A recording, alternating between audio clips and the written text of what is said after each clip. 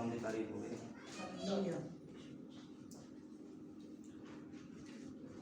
आओ वचन विचों पढ़ते हैं।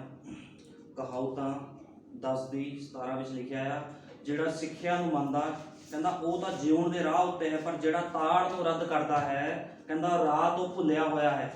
बिल्कुल सही गल आ। आओ प्रार्थना करते हैं। हालेलुया। मेरे महान पिता प्रभु यीशु मसीह, सचमुच खुदावंद प्रभु जी तू महान है प्रभु यीशु मसीह, तेरा वचन सच ते आमीन है खुदावंदा, क्योंकि खुदावंद प्रभु यीशु मसीह ये वचन किसी मनुख के मुंह चों नहीं निकलिया खुदावंदा। मेरे महान पिता ये वचन तेरे मुख चों निकलिया है प्रभु जी, ते वचन सानू जीवन दिंदा है प्रभु जी। सच है प्रभु जी, जेड़ा मनुख तेरी ताड़ नूं नहीं सहंदा खुदावंदा प्रभु जी, उस दे विच कोई जीवन नहीं है खुदावंदा। ਅਸੀਂ ਚਾਹੁੰਦੇ ਹਾਂ प्रभु यीशु मसीह ਅੱਜ ਸਾਨੂੰ ਤਾੜ खुदावंदा ताकि ਸਾਡੇ ਵਿੱਚ जीवन उतरे प्रभु यीशु मसीह, क्योंकि मेरे महान पिता प्रभु जी एक पिता अपने पुत्र ਨੂੰ ਤਾੜਦਾ ਹੈ खुदावंद, क्योंकि ਉਸ ਨਾਲ ਪਿਆਰ ਕਰਦਾ ਹੈ प्रभु यीशु मसीह। मैं विश्वास करदा ਹਾਂ प्रभु यीशु मसीह तू ਸਾਡੇ ਨਾਲ ਹੈ प्रभु जी। ਅੱਜ ਸਾਨੂੰ ਤਾੜ खुदावंद ਸਾਡੀ ਕਮੀਆਂ ਘਟੀਆਂ ਕਮਜ਼ੋਰੀਆਂ ਨੂੰ खत्म कर, तेरे सारी महिमा प्रभु यीशु मसीह ਅਸੀਂ तेरे जिंदा जलाली नाम ਨੂੰ ਦਿੰਦੇ ਹਾਂ। ਅੱਜ ਦਾ वचन ਸੁਣਾਉਣ ਵਾਲਾ कोई मांस ਤੇ लहू ना होवे, पवित्र आत्मा तू आप होवे, दया करनी है, कृपा करनी, तेरे जिंदा जलाली सामर्थ्य नाम ਦੇ ਵਿੱਚ ਮੰਗਦਾ। आमीन आमीन।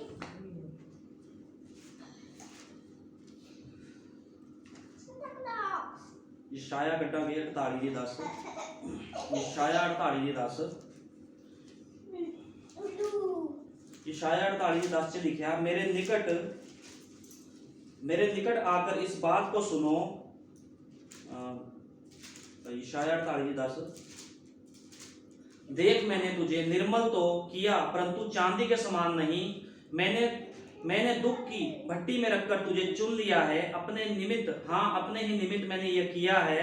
और परमेश्वर का वचन सानू की कह रहा है? परमेश्वर का वचन कह रहा है, कहता मैं तेनों अग दी भट्ठी विच, कहता मैं तेनों ताया है अग दी भट्ठी दे विच, कहता वेख मैं तेनों ताया है पर चांदी वांगू नहीं, मैं तेनों दुख दी कुठाली विच परताया है। कहता मैं तेनों कहता दुखां विच कड्डूंगा। प्रभु दा वचन सानू की कह रहा है? कहता मैं तेनों दुखां दे विचों दी कड्डूंगा, कहता विपत्ति दी भट्ठी विच तेनों कड्डूंगा। प्रभु यीशु मसीह जिन्हां लोकां नूं प्यार करदा उन्हां नूं उहने विपत्ति विचों कड्डना है। किहड़ी विपत्ति विचों कड्डना है? दुखां दी विपत्ति विचों उहने कड्डना सानू।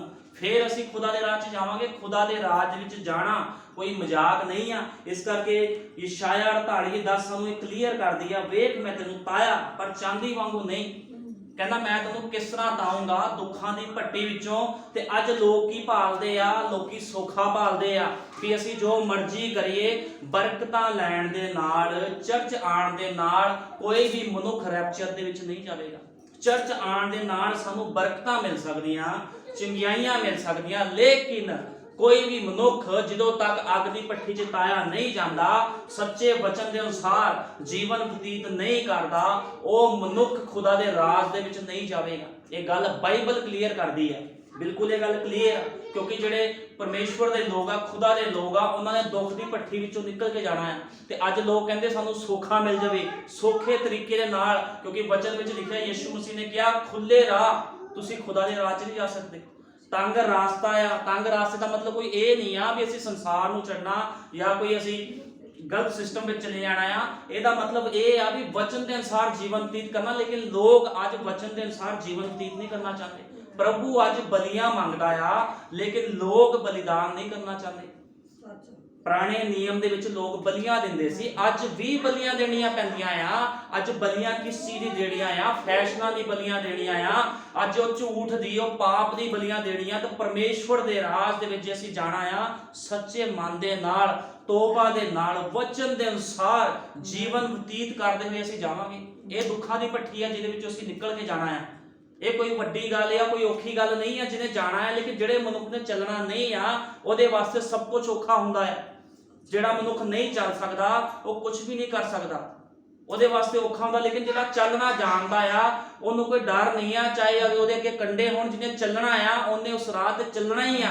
ਉਹਨੂੰ ਕੋਈ ਮਤਲਬ ਨਹੀਂ ਉਸ ਕੰਡਿਆਂ ਨਾਲੋਂ, ਉਸ ਪਥਰੀਲੀ ਭੂਮੀ ਨਾਲੋਂ। ਉਹ ਖੁਦਾ ਦਾ ਨਾਮ ਲੈਂਦਾ ਹੋਇਆ ਅੱਗੇ ਵਧਦਾ। ਲੇਕਿਨ ਜਿਹੜੇ ਆਲਸੀ ਲੋਕ ਆ ਉਹ ਕਹਿੰਦੇ ਅੱਗੇ ਕੰਡੇ ਅਸੀਂ ਚੱਲ ਨਹੀਂ ਸਕਦੇ, ਉਹ ਕਹਿੰਦੇ ਅਸੀਂ ਨਹੀਂ ਚੱਲ ਸਕਦੇ।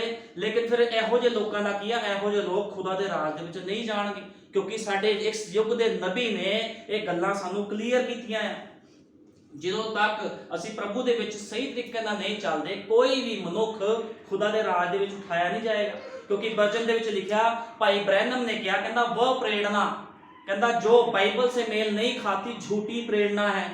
ਹੁਣ ਦੇਖੋ ਮਿਸ਼ਨਾਂ ਜਥੇਬੰਦੀਆਂ ਦੇ ਵਿੱਚ ਕਿਹੜੀ ਪ੍ਰੇਰਣਾ ਦਿੱਤੀ ਜਾਂਦੀ ਜਿਹੜੀ ਬਾਈਬਲ ਨਾਲ ਮੇਲ ਨਹੀਂ ਖਾਂਦੀ। ਮਨੁੱਖਾਂ ਦੇ ਹੁਕਮ ਸੁਣਾਏ ਜਾਂਦੇ ਆ, ਕ੍ਰਿਸਮਸ ਬਪਤਿਸਮਾ ਚੇਂਜ ਕਰਤਾ, ਸਾਰਾ ਸਿਸਟਮ ਉਹਨਾਂ ਨੇ ਰੋਂਗ ਕਰਤਾ। ਇਹ ਕੀ ਆ? ਉਹਨਾਂ ਦੀ ਆਪਣੀ ਪ੍ਰੇਰਣਾ ਆ, ਲੇਕਿਨ ਬਾਈਬਲ ਦੀ ਪ੍ਰੇਰਣਾ ਨਹੀਂ। ਇਸ ਕਰਕੇ ਨਬੀ ਕਹਿ ਰਿਹਾ ਉਹ ਪ੍ਰੇਰਣਾ ਜੋ ਬਾਈਬਲ ਸੇ ਮੇਲ ਨਹੀਂ ਖਾਤੀ, ਕਹਿੰਦਾ ਝੂਠੀ। ਤੇ ਲੋਕ ਕਾਹਦੇ ਵਿੱਚ ਚੱਲ ਰਹੇ ਆ? ਤੇ ਝੂਠ ਦੇ ਵਿੱਚ ਚੱਲ ਰਹੇ ਆ। ਲੋਕਾਂ ਨੂੰ ਬਾਈਬਲ ਦਾ, ਨਬੀ ਨੇ ਕਿਹਾ ਊੜਾ ਐੜਾ ਵੀ ਨਹੀਂ ਪਤਾ ਇਹਨਾਂ ਲੋਕਾਂ ਨੂੰ ਵੀ ਤੁਹਾਨੂੰ ਬਾਈਬਲ ਬਾਰੇ ਸਿਖਾਊਗਾ ਕੀ। ਤੁਹਾਨੂੰ ਇਹ ਮਿਸ਼ਨਾਂ ਜਥੇਬੰਦੀਆਂ ਦੇ ਲੋਕ ਇੱਕ ਹੀ ਚੀਜ਼ਾਂ ਦਿਖਾ ਸਕਦੇ ਆ, ਇੱਕੋ ਹੀ ਚੀਜ਼ਾਂ ਸਿਖਾ ਸਕਦੇ, ਆਓ ਚਰਚ ਤੇ ਬਰਕਤ ਲੈ ਕੇ ਜਾਓ, ਲੇਕਿਨ ਜੀਵਨ ਦੀ ਗੱਲਾਂ ਤੁਹਾਨੂੰ ਕੋਈ ਨਹੀਂ ਦੱਸੂਗਾ, ਕਿਉਂਕਿ ਉਹਨਾਂ ਨੂੰ ਪਤਾ ਹੀ ਨਹੀਂ ਕਿ ਜੀਵਨ ਕੀ ਆ। ਉਹਨਾਂ ਨੂੰ ਬਾਈਬਲ ਦਾ ਊੜਾ ਏੜਾ ABC ਵੀ ਨਹੀਂ ਪਤਾ, ਤੇ ਤੁਹਾਨੂੰ ਬਾਈਬਲ ਬਾਰੇ ਕੀ ਦੱਸਣਗੇ? ਜਿਨ੍ਹਾਂ ਨੂੰ ਉਤਪਤ ਦੇ ਵਿੱਚ ਕਿਹੜਾ ਪਾਪ ਹੋਇਆ ਇਹ ਹੀ ਨਹੀਂ ਪਤਾ, ਤੇ ਤੁਹਾਨੂੰ ਜੀਵਨ ਬਤੀਤ ਕਰਨਾ ਕਿੱਦਾਂ ਸਿਖਾ ਸਕਦੇ ਆ? ਉਹ ਤੁਹਾਨੂੰ ਸਿਖਾ ਹੀ ਨਹੀਂ ਸਕਦੇ, ਕਿਉਂਕਿ ਉਹਨਾਂ ਨੂੰ ਖੁਦ ਜੀਵਨ ਬਤੀਤ ਨਹੀਂ ਕਰਨਾ ਆਉਂਦਾ ਵੀ ਵਚਨ ਸਾਨੂੰ ਕਿੱਦਾਂ ਦਾ ਜੀਵਨ ਬਤੀਤ ਕਰਨਾ ਸਿਖਾ ਰਿਹਾ। ਹੁਣ ਤੱਕ ਪ੍ਰਭੂ ਨੇ, ਜਦੋਂ ਤੱਕ ਖੁਦਾ ਨੇ ਕੋਈ ਵੱਡਾ ਕੰਮ ਕੀਤਾ, ਆਪਣੇ ਨਬੀਆਂ ਨੂੰ ਪਹਿਲਾਂ ਭਵਿੱਖਬਾਣੀ ਕਰਕੇ ਚੇਤਾਵਨੀ ਦੇ ਕੇ ਪ੍ਰਭੂ ਹਮੇਸ਼ਾ ਕੰਮ ਕਰਦਾ ਆ। ਲੇਕਿਨ ਕੀ ਆ, ਲੋਕਾਂ ਨੇ ਉਸ ਭਵਿੱਖਬਾਣੀਆਂ ਨੂੰ ਨਕਾਰਿਆ।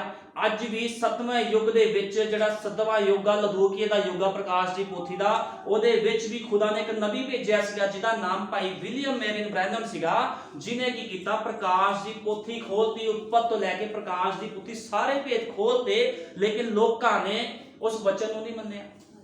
ਅੱਜ ਲੋਕ ਕੀ ਕਰਦੇ ਆ? ਪ੍ਰਭੂ ਬਿਨਾਂ ਚੇਤਾਵਨੀ ਦਿੱਤੇ ਕੋਈ ਕੰਮ ਨਹੀਂ ਕਰਦਾ, ਲੇਕਿਨ ਲੋਕ ਕੀ ਕਰਦੇ? ਵਿਸ਼ਵਾਸ ਨਹੀਂ ਕਰਦੇ। ਅੱਜ ਲੋਕ ਵਿਸ਼ਵਾਸ ਨਹੀਂ ਕਰਦੇ, ਕਿਉਂਕਿ ਵਚਨ ਦੱਸਦਾ 5 ਸੇਵਕਾਈਆਂ ਏਲੀਆ ਨਬੀ ਦੀ ਸੀ। ਪਹਿਲਾ ਏਲੀਆ ਸੀਗਾ ਉਹ ਏਲੀਆ ਤਿਸ਼ਬੀ ਸੀਗਾ, ਦੂਜਾ ਅਲੀਸ਼ਾ ਸੀਗਾ, ਤੀਜਾ ਯਹੂਨਾ ਬਸਮਾ ਦੇਣ ਵਾਲਾ ਸੀਗਾ, ਚੌਥਾ ਭਾਈ ਵਿਲੀਅਮ ਮੈਰੀਨ ਬ੍ਰੈਨਮ ਸੀਗਾ, ਤੇ ਪੰਜਵਾਂ ਕੌਣ ਆ? ਮੂਸਾ ਤੇ ਏਲੀਆ। ਮੂਸਾ ਤੇ ਏਲੀਆ ਦੀ ਸੇਵਕਾਈ ਫੇਰ ਆ, 5 ਵਾਰ ਸੇਵਕਾਈ ਆ ਏਲੀਆ ਨਬੀ ਦੀ। ਤੇ ਉਹ ਰਿਵਲੇਸ਼ਨ ਅਸੀਂ ਪ੍ਰਕਾਸ਼ ਦੀ ਪੋਥੀ 11 ਦੀ 1 ਵਿੱਚ ਪੜ੍ਹਦੇ ਆ ਮੂਸਾ ਤੇ ਏਲੀਆ ਬਾਰੇ। ਮੂਸਾ ਤੇ ਏਲੀਆ ਨੇ ਆਣਾ ਦੁਬਾਰਾ ਇਸ ਸੇਵਕਾਈ ਨੂੰ ਪੂਰੀਆਂ ਕਰਨ ਵਾਸਤੇ। 5 ਪ੍ਰਕਾਰ ਦੀ ਸੇਵਕਾਈ ਆ ਏਲੀਆ ਨਬੀ ਦੀ, ਜਿਹੜੀ ਉਹ ਧਰਤੀ ਤੇ ਪੂਰੀ ਕਰ ਰਿਹਾ ਹੈ। ਤੇ ਚੌਥਾ ਏਲੀਆ ਵਿਲੀਅਮ ਬ੍ਰੈਨਮ ਆ ਚੁੱਕਿਆ, ਕਿਉਂਕਿ ਸਾਨੂੰ ਬਾਈਬਲ ਬਿਆਨ ਕਰਦੀ ਹੈ ਇਸ ਬਾਰੇ। ਜੇ ਅਸੀਂ ਪੜ੍ਹਦੇ ਆ ਪ੍ਰਕਾਸ਼ ਦੀ ਪੋਥੀ 10 ਅਧਿਆਏ, ਪ੍ਰਕਾਸ਼ ਦੀ ਪੋਥੀ 10 ਅਧਿਆਏ ਪੜਾਂਗੇ। ਪ੍ਰਕਾਸ਼ ਦੀ ਪੋਥੀ 10 ਅਧਿਆਏ 'ਚ ਲਿਖਿਆ, ਮੈਂ ਇੱਕ ਹੋਰ ਬਲੀ ਦੂਤ ਨੂੰ ਬੱਦਲ ਪੈਂਦੇ ਆਕਾਸ਼ੋਂ ਉਤਰਦੇ ਵੇਖਿਆ, ਅਤੇ ਉਸ ਦੇ ਸਿਰ ਉੱਤੇ ਮੇਘ ਧਨੁਸ਼ ਸੀ, ਅਤੇ ਉਸ ਦਾ ਮੂੰਹ ਸੂਰਜ ਵਰਗਾ, ਉਸ ਦੇ ਪੈਰ ਅਗਨ ਦੀਆਂ ਥੰਮਾਂ ਵਰਗੇ ਸਨ, ਅਤੇ ਆਪਣੇ ਹੱਥ ਵਿੱਚ ਇੱਕ ਖੁੱਲੀ ਹੋਈ ਛੋਟੀ ਪੋਥੀ ਉਸਨੇ ਫੜੀ ਹੋਈ ਸੀਗੀ, ਅਤੇ ਉਸਨੇ ਆਪਣੇ ਸੱਜੇ ਪੈਰ ਨੂੰ ਸਮੁੰਦਰ ਅਤੇ ਖੱਬੇ ਪੈਰ ਨੂੰ ਧਰਤੀ ਉੱਤੇ ਟਿਕਾਇਆ। ਤਾਂ ਇੱਕ ਵੱਡੀ ਆਵਾਜ਼ ਨਾਲ ਇਉਂ ਪੁਕਾਰਿਆ ਜੋ ਬੱਬਰ ਸ਼ੇਰ ਗਰਜਦਾ ਹੈ। ਤਾਂ ਉਸਨੇ ਪੁਕਾਰਿਆ ਤਾਂ 7 ਬੱਦਲ ਦੀਆਂ ਗਰਜਾਂ ਨੇ ਆਪਣੀਆਂ ਆਵਾਜ਼ਾਂ ਦਿੱਤੀਆਂ, ਤਾਂ ਉਹ 7 ਗਰਜਾਂ ਬੋਲ ਰਹੀਆਂ ਸੀ। ਤਾਂ ਮੈਂ ਲਿਖਣ ਲੱਗਾ ਅਤੇ ਮੈਂ ਇੱਕ ਆਵਾਜ਼ ਆਕਾਸ਼ੋਂ ਇਹ ਆਖਦੇ ਸੁਣੀ ਪਈ, ਜਿਹੜੀਆਂ ਗੱਲਾਂ ਉਹਨਾਂ 7 ਗਰਜਾਂ ਨੇ ਸੁਣਾਈਆਂ ਉਹਨਾਂ ਉੱਤੇ ਮੋਹਰ ਨਾ ਲਾ। ਕਿਉਂ ਮੋਹਰ ਨਾ ਲਾ? ਨਾ ਉਹਨਾਂ ਨੂੰ ਲਿਖ ਜਿਹੜਾ ਦੂਤ ਮੈਂ ਸਮੁੰਦਰ ਅਤੇ ਧਰਤੀ ਉੱਤੇ ਖਲੋਤੇ ਵੇਖਿਆ ਸੀ, ਉਸਨੇ ਆਪਣਾ ਸੱਜਾ ਹੱਥ ਆਕਾਸ਼ ਵੱਲ ਉਠਾਇਆ, ਅਤੇ ਜਿਹੜਾ ਜੁਗੋ ਜੁਗ ਜਿਉਂਦਾ ਹੈ ਉਸਨੇ ਆਕਾਸ਼ ਅਤੇ ਕਹਿੰਦਾ ਜੋ ਕੁਝ ਉਸਦੇ ਵਿੱਚ ਹੈ, ਧਰਤੀ ਅਤੇ ਜੋ ਕੁਝ ਉਸਦੇ ਵਿੱਚ ਹੈ, ਅਤੇ ਸਮੁੰਦਰ ਅਤੇ ਜੋ ਕੁਝ ਉਸਦੇ ਵਿੱਚ ਹੈ ਉਤਪਤ ਕੀਤਾ।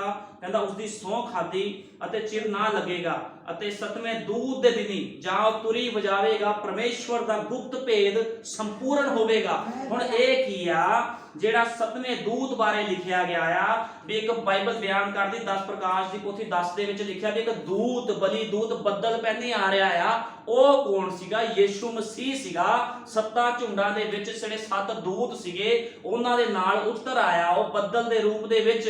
ਤੇ ਕੀ ਹੋਇਆ? 1963 28 ਫਰਵਰੀ 1963 ਦੇ ਵਿੱਚ ਕੀ ਹੋਇਆ? ਅਮਰੀਕਾ ਦੇ ਐਰੀਜ਼ੋਨਾ ਦੇ ਵਿੱਚ ਉਹਦੀ ਤਸਵੀਰ ਖਿੱਚੀ ਗਈ। ਉਹਦੀ ਤਸਵੀਰ ਖਿੱਚੀ ਗਈ। ਇਹ ਜਿਹੜਾ ਪ੍ਰਕਾਸ਼ ਦੀ ਪੋਥੀ 10 ਅਧਿਆਏ ਦਾ ਆ, ਇਹ ਵਚਨ ਇਹ ਇੱਥੇ ਪੂਰਾ ਹੁੰਦਾ ਆ। ਜਦੋਂ 1963 ਚ ਫੋਟੋ ਖਿੱਚੀ ਗਈ ਸੀਗੀ, ਕਹਿੰਦੇ ਉਹ ਬੱਦਲ 30 ਮੀਲ ਚੌੜਾ ਤੇ 30 ਮੀਲ ਚੌੜਾ ਸੀ, 26 ਮੀਲ ਉੱਚਾ ਸੀਗਾ ਤੇ 30 ਮੀਲ ਚੌੜਾ ਸੀਗਾ। ਤੇ ਸ਼ਾਮ ਦੇ ਵਕਤ 1963 ਵਿੱਚ ਕਹਿੰਦਾ ਉਹਦੀ ਤਸਵੀਰ ਖਿੱਚੀ ਗਈ ਤੇ 17 ਮਈ 1963 ਨੂੰ ਅਖਬਾਰ 'ਚ ਛਾਪੀ ਗਈ ਸੀ। ਵਿਗਿਆਨਿਕ ਹੈਰਾਨ ਸੀ ਕਿ ਇਹ ਬੱਦਲ ਕਿੱਦਾਂ ਦਾ, ਕਿਉਂਕਿ ਜੇ ਅਸੀਂ ਵਿਗਿਆਨਿਕ ਤੌਰ ਤੇ ਦੇਖਦੇ ਆ ਤੇ 9 ਤੋਂ 10 ਜਿਹੜਾ ਕਿਲੋਮੀਟਰ ਦੀ ਉਚਾਈ ਦੇ ਉੱਪਰ ਬੱਦਲ ਬਣਦੇ ਆ।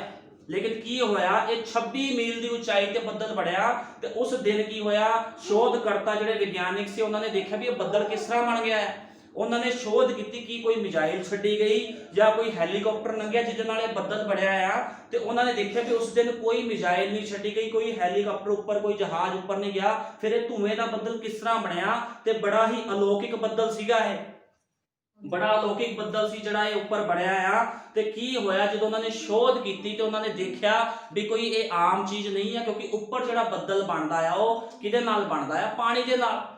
ਲੇਕਿਨ ਕੀ ਹੋਇਆ, ਉੱਥੇ ਕੋਈ ਵੀ ਪਾਣੀ ਨਹੀਂ ਸੀਗਾ। ਕਹਿੰਦਾ ਉੱਥੇ ਕੋਈ ਵੀ ਪਾਣੀ ਨਹੀਂ ਸੀ। ਕਹਿੰਦਾ ਜਿਹੜਾ ਬੱਦਲ ਸੀਗਾ ਉਹ ਕੀ ਸੀਗਾ? सफेद बादल न्यायाधीश के मुकुट को दर्शाते। नबी ने किया ਜਿਹੜਾ ਸਫੇਦ ਬੱਦਲ ਸੀ, ਉਹਦੀ ਪ੍ਰਕਾਸ਼ ਦੀ ਪੋਥੀ ਕਹਿੰਦੀ ਬਲੀ ਦੂਤ ਬੱਦਲ ਪਹਿਨ ਕੇ ਆਇਆ। ਇਹ ਬਲੀ ਦੂਤ ਪ੍ਰਭੂ ਯਿਸੂ ਮਸੀਹ ਸੀਗਾ ਜਿਹੜਾ 7 ਦੂਤਾਂ ਦੇ ਨਾਲ ਆਇਆ। ਤੇ ਕੀ ਹੋਇਆ, ਬੱਦਲ ਜਦੋਂ ਭਾਈ ਬ੍ਰਾਹਨਮ ਦੇ ਨਾਲ ਇਹਨਾਂ ਨੇ ਨੀਚੇ ਗੱਲਾਂ ਕੀਤੀਆਂ, ਇਹਨਾਂ ਨੂੰ ਭਾਈ ਬ੍ਰਾਹਨਮ ਨੂੰ ਚੱਕ ਕੇ ਉੱਪਰ ਲੈ ਗਏ। ਉਹ ਉੱਪਰ ਲੈ ਗਏ ਤੇ ਉਹਨੇ ਕਿਹਾ, ਕਹਿੰਦਾ ਇਸ ਦਾ ਪ੍ਰਚਾਰ ਕਰ। ਕਹਿੰਦਾ ਕਿੱਥੇ ਕਰਨਾ? ਆਪਣੇ ਚਰਚ ਵਿੱਚ ਜਾ ਕੇ ਇਸ ਦਾ ਪ੍ਰਚਾਰ ਕਰ। ਕਹਿੰਦਾ ਇਹ ਤੇਰੇ ਢਿੱਡ ਨੂੰ ਕੋੜਿਆ ਕਰ ਦੇਵੇਗੀ, ਪਰ ਤੇਰੇ ਮੂੰਹ ਵਿੱਚ ਸ਼ਹਿਦ ਜਿਹੀ ਮਿੱਠੀ ਲੱਗੇਗੀ। ਤਾਂ ਉਸ ਛੋਟੀ ਪੋਥੀ ਦੂਤ ਦੇ ਹੱਥੋਂ ਲੈ ਲਈ ਅਤੇ ਉਸ ਨੂੰ ਖਾਧਾ ਅਤੇ ਮੂੰਹ ਵਿੱਚ ਸ਼ਹਿਦ ਜਿਹੀ ਮਿੱਠੀ ਲੱਗੀ, ਅਤੇ ਜਾਂ ਮੈਂ ਉਸ ਨੂੰ ਖਾ ਲਿਆ ਤਾਂ ਮੇਰਾ ਢਿੱਡ ਕੋੜਾ ਹੋ ਗਿਆ। ਅਤੇ ਉਹਨਾਂ ਮੈਨੂੰ ਆਖਿਆ, ਤੈਨੂੰ ਬਹੁਤੀਆਂ ਕੌਮਾਂ, ਭਾਖਿਆਂ ਅਤੇ ਰਾਜਿਆਂ ਉੱਤੇ ਫਿਰ ਅਗੰਮਵਾਕ ਕਰਨਾ ਪਵੇਗਾ। ਅੱਜ ਕੀ ਨਬੀ ਦੀ ਇਹ ਭਵਿੱਖਬਾਣੀ ਪੂਰੀ ਨਹੀਂ ਹੋਈ ਜਿਹੜੀ 1963 ਚ ਬੱਦਲ ਉਤਰਿਆ ਸੀ? ਇਹ ਪ੍ਰਕਾਸ਼ ਦੀ ਪੋਥੀ 10 ਅਧਿਆਏ ਦਾ ਵਚਨ ਪੂਰਾ ਹੋਇਆ ਆ, ਜਿਹੜਾ ਅੱਜ ਪ੍ਰਚਾਰ ਅਸੀਂ ਭਾਈ ਵਿਲੀਅਮ ਮੈਰੀ ਬ੍ਰੈਨਮ ਦਾ ਕਰ ਰਹੇ ਆ। ਅਸੀਂ ਬ੍ਰਾਹਨਮਵਾਦੀ ਨਹੀਂ ਆ। ਅਸੀਂ ਭਾਈ ਬ੍ਰਾਹਨਮ ਨੂੰ, ਅਸੀਂ ਉਹਨੂੰ ਨਹੀਂ ਅਸੀਂ ਉੱਚਾ ਕਰਦੇ, ਅਸੀਂ ਪ੍ਰਭੂ ਯਿਸੂ ਮਸੀਹ ਨੂੰ ਉੱਚਾ ਕਰਦੇ ਆ, ਕਿਉਂਕਿ ਯਿਸੂ ਮਸੀਹ ਉੱਚਾ ਆ, ਕੋਈ ਹੋਰ ਨਬੀ ਉੱਚਾ ਨਹੀਂ ਆ। ਅਸੀਂ ਬ੍ਰਾਹਨਮਵਾਦੀ ਜਾਂ ਅਸੀਂ ਕੁਝ ਹੋਰ ਨਹੀਂ ਆ। ਅਸੀਂ ਕੋਈ ਮਿਸ਼ਨਾਂ ਜਾਂ ਜਥੇਬੰਦੀ ਨਹੀਂ ਬਣਾਈ। ਅਸੀਂ ਕਿਹਨੂੰ ਉੱਚਾ ਕਰ ਰਹੇ? ਅਸੀਂ ਤਾਂ ਉਹ ਲਿਖਤ ਦੱਸ ਰਹੇ ਆ ਜਿਹੜੀ ਪ੍ਰਕਾਸ਼ ਦੀ ਪੋਥੀ 10 ਅਧਿਆਏ ਦੀ 1963 ਨੂੰ ਪੂਰੀ ਹੋਈ ਆ। ਇਹ ਲਿਖਤ ਪੂਰੀ ਹੋਈ ਸੀਗੀ ਜਦੋਂ ਬੱਦਲ ਪਹਿਨੇ ਬਲੀ ਦੂਤ ਨੀਚੇ ਆਇਆ। ਇਹ ਲਿਖਤ ਪੂਰੀ ਹੋ ਰਹੀ ਆ। ਤੇ ਇਹਦੇ ਵਿੱਚ ਉਹਨੇ ਕਿਹਾ, ਕਹਿੰਦਾ ਜਾ ਕੇ ਭਵਿੱਖਬਾਣੀਆਂ ਕਰ। ਕਹਿੰਦਾ ਇਹ ਜਿਹੜੀ ਸੱਚਾਈ ਦੀ ਗੱਲਾਂ 10 ਉਤਪਤ ਤੋਂ ਲੈ ਕੇ ਪ੍ਰਕਾਸ਼ ਦੀ ਪੋਥੀ ਤੱਕ ਜਿੰਨੇ ਭੇਦ ਸੀਗੇ ਉਹ ਸਾਡੇ ਪਿਆਰੇ ਭਾਈ ਵਿਲੀਅਮ ਮੈਰੀ ਬ੍ਰੈਨਮ ਦੇ ਦੁਆਰਾ ਖੋਲ ਦਿੱਤੇ ਗਏ। ਤੇ ਦੁਲਹਨ ਨੂੰ ਆਪਣੇ ਪਵਿੱਤਰ ਲੋਕਾਂ ਨੂੰ ਦੱਸਿਆ ਗਿਆ ਕਿਸ ਤਰ੍ਹਾਂ ਜੀਵਨ ਬਤੀਤ ਕਰਨਾ, ਕਿੱਦਾਂ ਤੁਸੀਂ ਚੱਲਣਾ ਆ। ਭਾਈ ਬ੍ਰੈਨਮ ਨੇ ਜਿਹੜੀ 6ਵੀਂ ਭਵਿੱਖਬਾਣੀ ਆਪਣੀ ਕੀਤੀ ਸੀ ਵੀ ਅਮਰੀਕਾ ਦੇ ਵਿੱਚ ਇੱਕ ਔਰਤ ਰਾਸ਼ਟਰਪਤੀ ਬਣੂਗੀ। ਉਹ ਔਰਤ ਕੌਣ ਆ? ਇਜ਼ਬਲ ਆ। ਭਾਈ ਬ੍ਰੈਨਮ ਨੇ ਕਿਹਾ ਉਹ ਔਰਤ ਇਜ਼ਬਲ ਆ। ਤੇ ਜਿਹੜਾ ਉੱਥੇ ਦਾ ਪ੍ਰੈਜ਼ੀਡੈਂਟ ਬਣਿਆ ਉਹ ਅਹਾਬ ਆ। ਤੇ ਅਸੀਂ ਜੇ ਬਾਈਬਲ 'ਚ ਪੜ੍ਹਦੇ ਆ ਤੇ ਅਹਾਬ ਕੀ ਕਰਦਾ ਸੀ? ਇਜ਼ਬਲ ਦੇ ਦੁਆਰਾ ਹੀ ਸਾਰੇ ਕੰਮ ਕਰਦਾ ਸੀ। ਇਜ਼ਬਲ ਦੱਸਦੀ ਸੀ ਉਹਨੂੰ ਤੂੰ ਕਿਹੜੇ ਕੰਮ ਕਰਨੇ ਆ ਕਿਹੜੇ ਨਹੀਂ ਕਰਨੇ, ਤੇ ਅਹਾਬ ਇਜ਼ਬਲ ਦੇ ਕਹਿਣ ਦੇ ਅਨੁਸਾਰ ਸਾਰੇ ਕੰਮ ਕਰਦਾ ਸੀਗਾ। ਆਪਣੀ ਪਤਨੀ ਦੇ ਪਿੱਛੇ ਲੱਗ ਕੇ ਸਾਰੇ ਕੰਮ ਕਰਦਾ ਸੀ। ਇਸੇ ਤਰ੍ਹਾਂ ਹੀ ਜਿਹੜੀ ਅਮਰੀਕਾ ਦੀ ਰਾਸ਼ਟਰਪਤੀ ਬਣੀ ਆ ਉਹ ਕੀ ਕਰੂਗੀ? ਉਹ ਜੋ ਕਹੂਗੀ ਉਹਦਾ ਰਾਸ਼ਟਰਪਤੀ ਜਿਹੜਾ ਉੱਥੇ ਦਾ ਪ੍ਰੈਜ਼ੀਡੈਂਟ ਆ ਉਸ ਤੋਂ ਉੱਪਰ ਉਹਨੇ ਉਹੀ ਕੰਮ ਕਰਨੇ ਆ। ਤੇ ਦੇਖੋ ਉਸ ਸਮੇਂ ਕੌਣ ਸੀਗਾ? ਉਸ ਸਮੇਂ ਅਹਾਬ ਸੀਗਾ ਤੇ ਇਹ ਉਹਦੀ ਪਤਨੀ ਸੀਗੀ ਤੇ ਏਲੀਆ ਨਬੀ ਸੀਗਾ। ਇਜ਼ਬਲ ਸੀ, ਅਹਾਬ ਸੀ ਤੇ ਭਾਈ ਬ੍ਰੈਨ ਉਹ ਨਬੀ ਸੀਗਾ ਉਸ ਸਮੇਂ। ਤੇ ਅੱਜ ਕੌਣ ਆ? ਅੱਜ ਵੀ ਉਹ ਔਰਤ ਕੌਣ ਆ? ਇਜ਼ਬਲ ਆ। ਤੇ ਉਹ ਜਿਹੜਾ ਉੱਥੇ ਦਾ ਰਾਸ਼ਟਰਪਤੀ ਆ, ਪ੍ਰੈਜ਼ੀਡੈਂਟ ਆ, ਉਹ ਕੌਣ ਆ? ਉਹ ਅਹਾਬ ਆ। ਤੇ ਅੱਜ ਭਾਈ ਬ੍ਰੈਨਮ ਏਲੀਆ ਨਬੀ ਆ। ਤਸਵੀਰ ਪੂਰੀ ਹੋ ਰਹੀ ਆ ਦੁਬਾਰਾ। ਜਿਹੜੇ ਕੰਮ ਬਾਈਬਲ ਵਿੱਚ ਲਿਖੇ ਗਏ ਆ ਉਹ ਸਾਰੇ ਪ੍ਰਗਟ ਹੋ ਰਹੇ ਆ। ਤੇ ਕੋਈ ਵੀ ਬੰਦਾ ਹੁਣ ਦੇਖੋ ਇਸ ਪੋਥੀ ਨੂੰ ਕੌਣ ਮੰਨ ਸਕਦਾ ਹੈ? ਉਸ ਸਮੇਂ ਕੀ ਹੋਇਆ? ਅੱਜ ਲੋਕ ਜਦੋਂ ਪੜ੍ਹਦੇ ਆ ਕਹਿੰਦੇ ਅਸੀਂ ਨਹੀਂ ਮੰਨਦੇ ਭਾਈ ਬ੍ਰੈਨਮ ਨੂੰ, ਅਸੀਂ ਉਹਦੀ ਸਿੱਖਿਆ ਨੂੰ ਨਹੀਂ ਮੰਨਦੇ। ਕੌਣ ਸੀਗਾ? ਤੁਹਾਨੂੰ ਪਤਾ ਜਦੋਂ ਯਿਸੂ ਮਸੀਹ ਨੇ ਪ੍ਰਚਾਰ ਕੀਤਾ, ਯਿਸੂ ਮਸੀਹ ਨੇ ਕਿਹਾ ਸੀ ਮੇਰਾ ਮਾਂਸ ਤੇ ਲਹੂ ਖਾਓ, ਤੇ ਲੋਕ ਭੱਜ ਗਏ। 70 ਚੇਲੇ ਆਏ, ਉਹ ਵੀ ਚਲੇ ਗਏ। ਕਹਿੰਦੇ ਸਾਡੇ ਲਈ ਬਹੁਤ ਔਖਾ, ਕਹਿੰਦਾ ਤੇਰੇ ਮਾਂਸ ਤੇ ਲਹੂ ਅਸੀਂ ਨਹੀਂ ਖਾ ਸਕਦੇ। ਲੇਕਿਨ ਕੀ ਹੋਇਆ? ਉਹਨੇ 12 ਨੂੰ ਕਿਹਾ, ਕਹਿੰਦਾ ਤੁਸੀਂ ਵੀ ਜਾਣਾ ਚਾਹੁੰਦੇ ਹੋ? ਲੇਕਿਨ ਜਿਹੜਾ ਪਤਰਸ ਚੁਣਿਆ ਹੋਇਆ ਸੀ, ਪਤਰਸ ਨੇ ਕੀ ਕਿਹਾ? ਪ੍ਰਭੂ ਜੀ ਜੀਵਨ ਦੀ ਗੱਲਾਂ ਤੇਰੇ ਕੋਲ ਆ, ਅਸੀਂ ਕਿੱਥੇ ਜਾਈਏ? ਤੇ ਮੈਂ ਤੁਹਾਨੂੰ ਕਹਿੰਦਾ ਆ ਸਾਡੇ ਅੱਗੇ ਜੇ ਭੇਦ ਖੁੱਲਿਆ, ਭਾਈ ਬ੍ਰੈਨਮ ਦੇ ਭੇਦ ਖੁੱਲੇ ਆ, ਇਸ ਪ੍ਰਕਾਸ਼ ਦੀ ਪੋਥੀ 10 ਅਧਿਆਏ ਦਾ ਭੇਦ ਖੁੱਲਿਆ ਆ ਵੀ ਉਹ ਬੱਦਲ ਕੌਣ ਸੀਗਾ? ਅਸੀਂ ਜਾਣਦੇ ਆ ਉਹ ਬੱਦਲ ਪ੍ਰਭੂ ਯਿਸੂ ਮਸੀਹ ਸੀਗਾ ਜਿਹੜੇ ਬੱਦਲ ਲੋੜੀ ਆ ਰਿਹਾ ਸੀਗਾ। ਪ੍ਰਕਾਸ਼ਿਤ ਵਾਕ 10 ਅਧਿਆਏ ਦੀ ਉਹ ਭਵਿੱਖਬਾਣੀ ਪੂਰੀ ਹੋਈ 1963 ਦੇ ਵਿੱਚ। ਤੇ ਅਸੀਂ ਕਿੱਥੇ ਜਾਈਏ ਫਿਰ? ਅਸੀਂ ਕਿਤੇ ਨਹੀਂ ਜਾ ਸਕਦੇ। ਅਸੀਂ ਵੀ ਖੁਦਾ ਦੇ ਵਚਨ ਨੂੰ ਖਾਵਾਂਗੇ। ਇਸ ਵਚਨ ਨੂੰ ਹਰ ਬੰਦਾ ਨਹੀਂ ਖਾ ਸਕਦਾ, ਕਿਉਂਕਿ ਕੀ ਆ ਇਹ ਵਚਨ ਪਚਣਾ ਨਹੀਂ ਕਿਸੇ ਨੂੰ ਵੀ। ਲੋਕਾਂ ਨੇ ਵਿਸ਼ਵਾਸ ਨਹੀਂ ਕਰਨਾ ਇਸ ਵਚਨ ਤੇ। ਲੋਕਾਂ ਨੇ ਆਪਣੀ ਮਨਘੜਤ ਚੀਜ਼ਾਂ ਤੇ ਵਿਸ਼ਵਾਸ ਕਰਦੇ ਆ। ਜੋ ਮਨੁੱਖਾਂ ਦੇ ਹੁਕਮ ਆ, ਮਿਸ਼ਨਾਂ ਜਥੀਆਂ ਬੰਦੀਆਂ ਦੇ ਹੁਕਮ ਆ, ਲੋਕੀ ਉਹ ਮੰਨਦੇ ਆ। ਲੇਕਿਨ ਸਚਾਈ ਦਾ ਵਚਨ ਜੇ ਕੋਈ ਦੱਸਦਾ ਆ, ਉਹਨੂੰ ਪ੍ਰਗਟ ਕੀਤਾ ਗਿਆ, ਫੋਟੋਆਂ ਖਿੱਚੀਆਂ ਗਈਆਂ, ਤਾਂ ਵੀ ਕੋਈ ਮਨੁੱਖ ਨਹੀਂ ਮੰਨਦਾ। ਕਹਿੰਦੇ ਉਹ ਝੂਠਾ ਨਬੀ ਆ। ਯੀਸ਼ੂ ਮਸੀਹ ਨੂੰ ਵੀ ਕਹਿੰਦੇ ਸੀ ਝੂਠਾ ਨਬੀ ਹੈ। ਜੇ ਅਸੀਂ ਅੱਜ ਪ੍ਰਚਾਰ ਕਰਦੇ ਸਾਨੂੰ ਵੀ ਕਹਿੰਦੇ ਤੁਸੀਂ ਸ਼ੈਤਾਨ ਦੇ ਗ੍ਰਸਤੋਂ ਝੂਠੇ ਹੋ। ਕੋਈ ਗੱਲ ਨਹੀਂ, ਜੇ ਯੀਸ਼ੂ ਮਸੀਹ ਨੇ ਕਿਹਾ, ਜੇ ਮੈਨੂੰ ਇਹਨਾਂ ਨੇ ਬਾਲ ਜਬੂਲ ਕਿਹਾ, ਕਹਿੰਦਾ ਜੇ ਹਰੇ ਨਾ ਇਸ ਤਰ੍ਹਾਂ ਕੀਤਾ ਤੇ ਸੁੱਕੇ ਨਾ ਕਿੱਦਾਂ ਨਾ ਕਰਨਗੇ। ਤੇ ਸਾਨੂੰ ਕਿੰਨੀਆਂ ਗੱਲਾਂ ਸਹਿਣੀਆਂ ਪੈਣੀਆਂ, ਇਹੀ ਦੁੱਖਾਂ ਦੀ ਸਹਿਜ ਆ। ਅੱਜ ਲੋਕ ਸਾਨੂੰ ਪਾਗਲ ਵੀ ਬੋਲਦੇ ਆ, ਕਹਿੰਦੇ ਨਬੀ ਨਬੀ ਕਰਦੇ ਰਹਿੰਦੇ, ਲੇਕਿਨ ਉਹਨਾਂ ਨੂੰ ਪਤਾ ਨਹੀਂ ਹੈ ਨਬੀ ਕੌਣ ਸੀਗਾ। ਨਬੀ ਕੋਈ ਹੋਰ ਨਹੀਂ, ਖੁਦ ਪ੍ਰਭੂ ਯੀਸ਼ੂ ਮਸੀਹ ਸੀਗਾ, ਜਿਹੜਾ ਦੁਧਾਰੀ ਤਲਵਾਰ ਲੈ ਕੇ ਨੀਚੇ ਆਇਆ, ਜਿਹਨੇ ਕੋਟ ਪੈਂਟ ਪਾਇਆ ਤੇ ਪ੍ਰਚਾਰ ਕੀਤਾ। ਉਤਪਤ ਤੋਂ ਲੈ ਕੇ ਪ੍ਰਕਾਸ਼ ਦੀ ਪੋਥੀ ਸਾਰੀ ਖੋਲੀ ਤੇ ਕਹਿੰਦਾ ਆਪਣੀ ਦੁਲਹਨ ਨੂੰ ਸ਼ਿੰਗਾਰ ਕਰਨ ਲਈ ਦਿੱਤੀ। ਇਹ ਵਚਨ ਦੇ ਨਾਲ ਅਸੀਂ ਕੀ ਕਰ ਰਹੇ? ਸ਼ਿੰਗਾਰ ਕਰ ਰਹੇ ਹਾਂ। ਅਸੀਂ ਕੋਈ ਮਨ ਘੜਤ ਗੱਲਾਂ ਨਹੀਂ ਕਰ ਰਹੇ। ਮੈਂ ਤੁਹਾਨੂੰ ਦੱਸਦਾ ਆ, ਜਿਹੜਾ ਬੱਦਲ ਉਤਰਿਆ ਸੀਗਾ ਉਹ ਆਹ ਬੱਦਲ ਸੀਗਾ।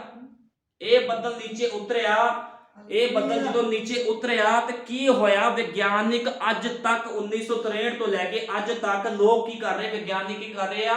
ਉਹਨਾਂ ਨੂੰ ਸਮਝ ਹੀ ਨਹੀਂ ਲੱਗ ਰਹੀ ਵੀ ਇਹ ਬੱਦਲ ਬਣਿਆ ਕਿੱਦਾਂ ਹੈ ਬਿਨਾਂ ਪਾਣੀ ਤੋਂ। ਇੰਨੀ ਉਚਾਈ ਤੇ ਬੱਦਲ ਨਹੀਂ ਬਣਦਾ ਕਦੇ ਵੀ। ਤੇ ਇਹ ਕੀ ਸੀਗਾ? ਇਹ ਅਲੌਕਿਕ ਬੱਦਲ ਸੀਗਾ। ਜਿਸ ਨੂੰ ਦੇਖਦੇ ਆ ਤੇ ਇਹਦੇ ਵਿੱਚ ਯੀਸ਼ੂ ਮਸੀਹ ਦੀ ਤਸਵੀਰ ਬਣੀ ਹੋਈ ਸੀਗੀ ਉਸ ਸਮੇਂ ਜਦੋਂ ਉਹਨਾਂ ਨੇ ਖਿੱਚੀ ਹੈ। ਇਹ ਸੀਗਾ ਅਲੌਕਿਕ ਬੱਦਲ। ਤੇ ਕੀ ਇਹ ਭਵਿੱਖਬਾਣੀਆਂ ਪੂਰੀਆਂ ਨਹੀਂ ਹੋ ਰਹੀਆਂ? ਹੁਣ ਮੈਂ ਤੁਹਾਨੂੰ ਦੱਸਦਾ, ਜਿਹੜੇ ਲੋਕਾਂ ਨੂੰ ਉਤਪਤ ਦੇ ਬਾਰੇ ਨਹੀਂ ਪਤਾ ਉਹਨਾਂ ਨੂੰ ਇਹ ਗੱਲਾਂ ਸਮਝਾਵਾਂਗੇ, ਉਹਨਾਂ ਦਾ ਪਾਗਲ ਹੋ ਜਾਣਾ ਹੈ। ਇਸ ਕਰਕੇ ਲੋਕ ਸਮਝਦੇ ਨਹੀਂ ਆ। ਉਹ ਕਹਿੰਦੇ ਤੁਸੀਂ ਆਪਣੀਆਂ ਮਾਰਦੇ, ਲੇਕਿਨ ਇਹ ਸੱਚਾਈ ਆ। ਅਸੀਂ ਕਿਹੜੇ ਯੁੱਗ 'ਚ ਰਹਿ ਰਹੇ? ਅਸੀਂ ਆਖਰੀ ਯੁੱਗ ਵਿੱਚ ਰਹਿ ਰਹੇ ਆ। ਇਹ ਕਿਹੜਾ ਯੁੱਗ ਆ? ਉਠਾਏ ਜਾਣ ਦਾ ਯੁੱਗ ਆ। ਇਸ ਕਰਕੇ ਭਾਈ ਬ੍ਰੈਨਮ ਨੇ ਕਿਹਾ ਸਮਾਂ ਬਹੁਤ ਥੋੜਾ ਹੈ, ਸਮਾਂ ਥੋੜਾ ਆ, ਭਵਿੱਖਬਾਣੀਆਂ ਪੂਰੀਆਂ ਹੋ ਚੁੱਕੀਆਂ ਨੇ। ਆਪਣੇ ਆਪਣੇ ਜੀਵਨ ਦਾ ਸੁਧਾਰ ਕਰੋ। ਮੈਂ ਤੁਹਾਨੂੰ ਦੱਸਦਾ, ਕਿਹੜਾ ਇਹੋ ਜਿਹਾ ਮਨੁੱਖ ਆ ਜਿਹਦੇ ਘਰ ਦੇ ਵਿੱਚ ਅੱਗ ਲੱਗ ਜਾਵੇ ਤੇ ਉਹ ਕੀ ਕਰੇ? ਵੀ ਆਪਣੇ ਬੱਚਿਆਂ ਨੂੰ ਛੱਡ ਕੇ ਬਾਹਰ ਚਲੇ ਜਾਵੇ। ਕੋਈ ਮਨੁੱਖ ਇਹੋ ਜਿਹਾ ਹੈਗਾ ਆ? ਕੋਈ ਵੀ ਮਨੁੱਖ ਤੁਹਾਨੂੰ ਇਹੋ ਜਿਹਾ ਨਹੀਂ ਮਿਲੂਗਾ। ਆਪਣੇ ਬੱਚਿਆਂ ਨੂੰ ਉਠਾਊਗਾ। ਤੇ ਅੱਜ ਅਸੀਂ ਕਿਉਂ ਆਪਣੇ ਬੱਚਿਆਂ ਨੂੰ ਨਰਕ ਦੀ ਅੱਗ ਵਿੱਚ ਭੇਜਦੇ ਆ ਤੇ ਅਸੀਂ ਖੁਦ ਸੇਫਟੀ ਵਿੱਚ ਰਹਿੰਦੇ? ਇਹ ਗੱਲ ਬਿਲਕੁਲ ਗਲਤ ਆ। ਸਾਨੂੰ ਵੀ ਚਾਹੀਦਾ ਆਪਣੇ ਬੱਚਿਆਂ ਨੂੰ ਖੁਦਾ ਦੀ ਸੰਗਤੀ ਵਿੱਚ ਲਿਆਈਏ, ਉਹਨਾਂ ਨੂੰ ਦੱਸੀਏ ਵੀ ਆਖਰੀ ਸਮਾਂ ਆ ਗਿਆ। ਪ੍ਰਕਾਸ਼ ਦੀ ਪੋਥੀ ਦੱਸਦੇ ਆਏ ਪੂਰੀ ਹੋ ਚੁੱਕੀ ਆ।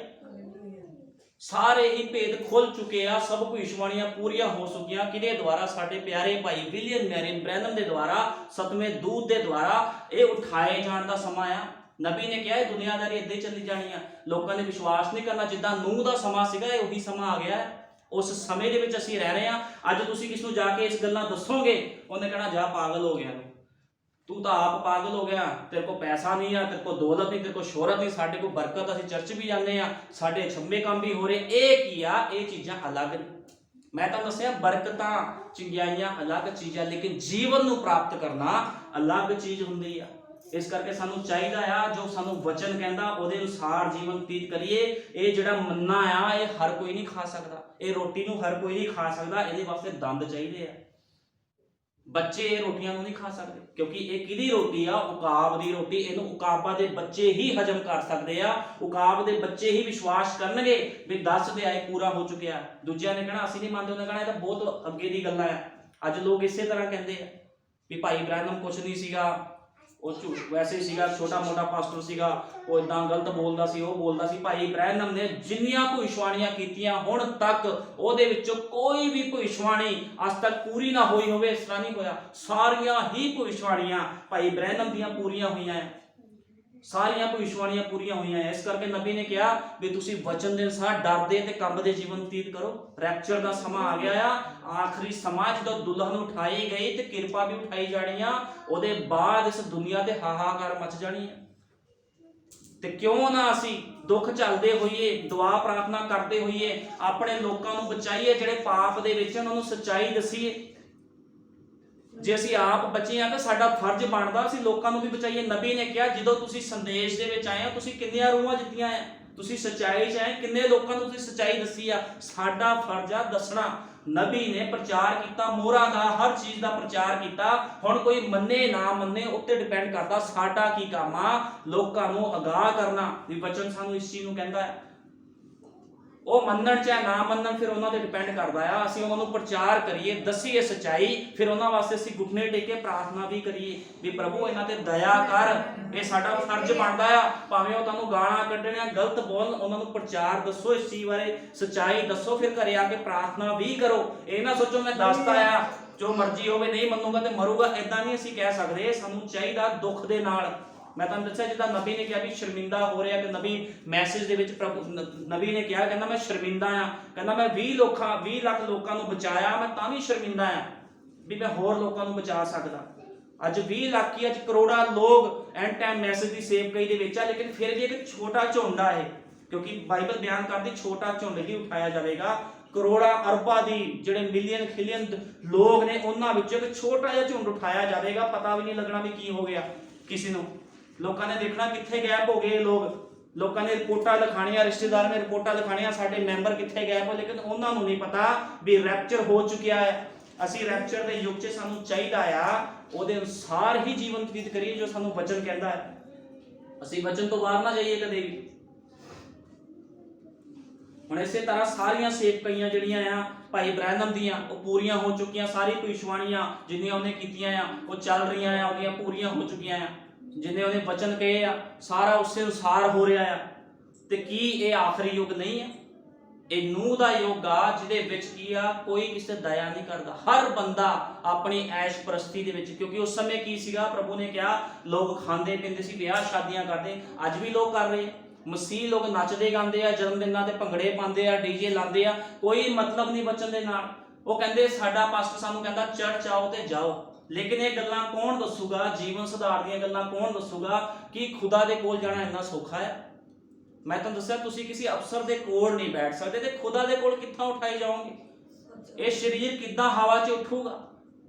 इस शरीर नूं हवा च उठाना है, जे रैप्चर विच जाना आ ते सोचां दा बदलना बहुत जरूरी है। जे तुहाडी सोचां नहीं बदलदियां, तुहाडा सुभाਅ नहीं बदलदा, फिर तुहाडे अंदर मसीह नहीं आ, फिर ये सब झूठ आ। जे कोई कहंदा आ भी मैं मसीह दे विच आ, जे तुहाडा सुभाਅ नहीं बदलिया, जे लोग कहंदे आ भी मैं मसीह च आ, मैं क्रिश्चियन आ, लेकिन मैं कहना की मसीह तुहाडे अंदर हैगा? जे तुहाडे अंदर मसीह नहीं आ ते तुसीं रोंग हो। फिर ये सब दावे झूठे आ कि मसीह दा करैक्टर तुहाडे अंदर हैगा। अज लोकी कहंदे मैं मसीह आ जी, मैं क्रिश्चियन आ, बाइबल फड़ के मैं क्रिश्चियन आ जी। मैं तुहानूं दस्सिया जिहड़ा सप हुंदा ना, सप की करदा आ, सप इदां इदां चलदा आ, टेढ़ा मेढ़ा चलदा, जे तूं बिल च वड़ना हुंदा सीधा जांदा। लोग इसे तरह करते हैं, 6 दिन गलत जीवन व्यतीत करते हैं, 7वें दिन आके कहते प्रभु जी मेरे तो बड़ा विश्वासी नहीं कोई। एक किया सब झूठा गलत आ। लेकिन एक नबी ने कहा भी की तुसी केड़े चर्च विच जाने, की तुसी सही चर्च दा, सही चर्च दी तुसी भाल कीती है? ਜਿਹੜੇ ਚਰਚ ਜਾ ਰਹੇ ਕੀ ਉੱਥੇ ਐਂਡ ਇਹ ਸਿੱਖਿਆ ਦਿੱਤੀ ਜਾਂਦੀ ਆ? ਜੇ ਉਸ ਸਥਾਨ ਦੇ ਵਿੱਚ ਇਹ ਸਿੱਖਿਆ ਦਿੱਤੀ ਜਾਂਦੀ, ਸਮਝ ਲਓ ਤੁਸੀਂ ਬਿਲਕੁਲ ਸਹੀ ਸਥਾਨ ਤੇ ਬੈਠੇ ਹੋਏ ਹੋ। ਇੱਥੇ ਉਹ ਨਹੀਂ ਆ ਬਰਕਤ ਲੈ ਲਓ, ਪੈਸਾ ਲੈ ਲਓ, आपकी लड़की को कनेडा भेज दूंगा, अमेरिका भेज दूं, वो कनेडा चल जूगी तो ऊपर कौन जाऊगा? बरकतां अलग गल आ, ਇਹ ਨਹੀਂ ਆ ਖੁਦਾ ਬਰਕਤਾਂ ਨਹੀਂ ਦਿੰਦਾ। ਬਰਕਤਾਂ ਤਾਂ ਮਿਲਣੀਆਂ, ਜੇ ਸਾਨੂੰ ਕੋਈ ਬਰਕਤਾਂ ਨਹੀਂ ਹੋਣਗੇ ਅਸੀਂ ਸ਼ਾਹੀ ਕੌਮ ਕਿੱਦਾਂ ਕਰਾਵਾਂਗੇ? ਜੇ ਅਸੀਂ ਦੁੱਖਾਂ 'ਚ ਰਵਾਂਗੇ, ਬਿਮਾਰੀਆਂ 'ਚ ਰਵਾਂਗੇ ਤੇ ਫਿਰ ਫਾਇਦਾ ਕੀ ਹੈ ਸਾਡਾ ਪ੍ਰਭੂ ਨੂੰ ਮੰਨਣ ਦਾ? गल ये नहीं है, गल हैगी उन्हें क्या पहला मेरे राज की भाल कर, वचन के अनुसार जीवन व्यतीत करो। दुख सुख का हर किसी मनुख ते आंदा आ, कि कोई अमीर बंदा उन्होंने सट नहीं लगती है, उन्होंने दुख नहीं लगता, हरेक नूं लगदा आ। एक मनुखी सिस्टम दे विच असीं आ, प्रॉब्लमां दुखां चलदियां रहणियां, एक गल अलग आ।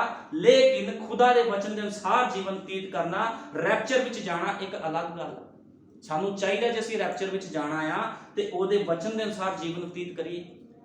अज नहीं तो कल दुनिया ने खत्म हो जाना है।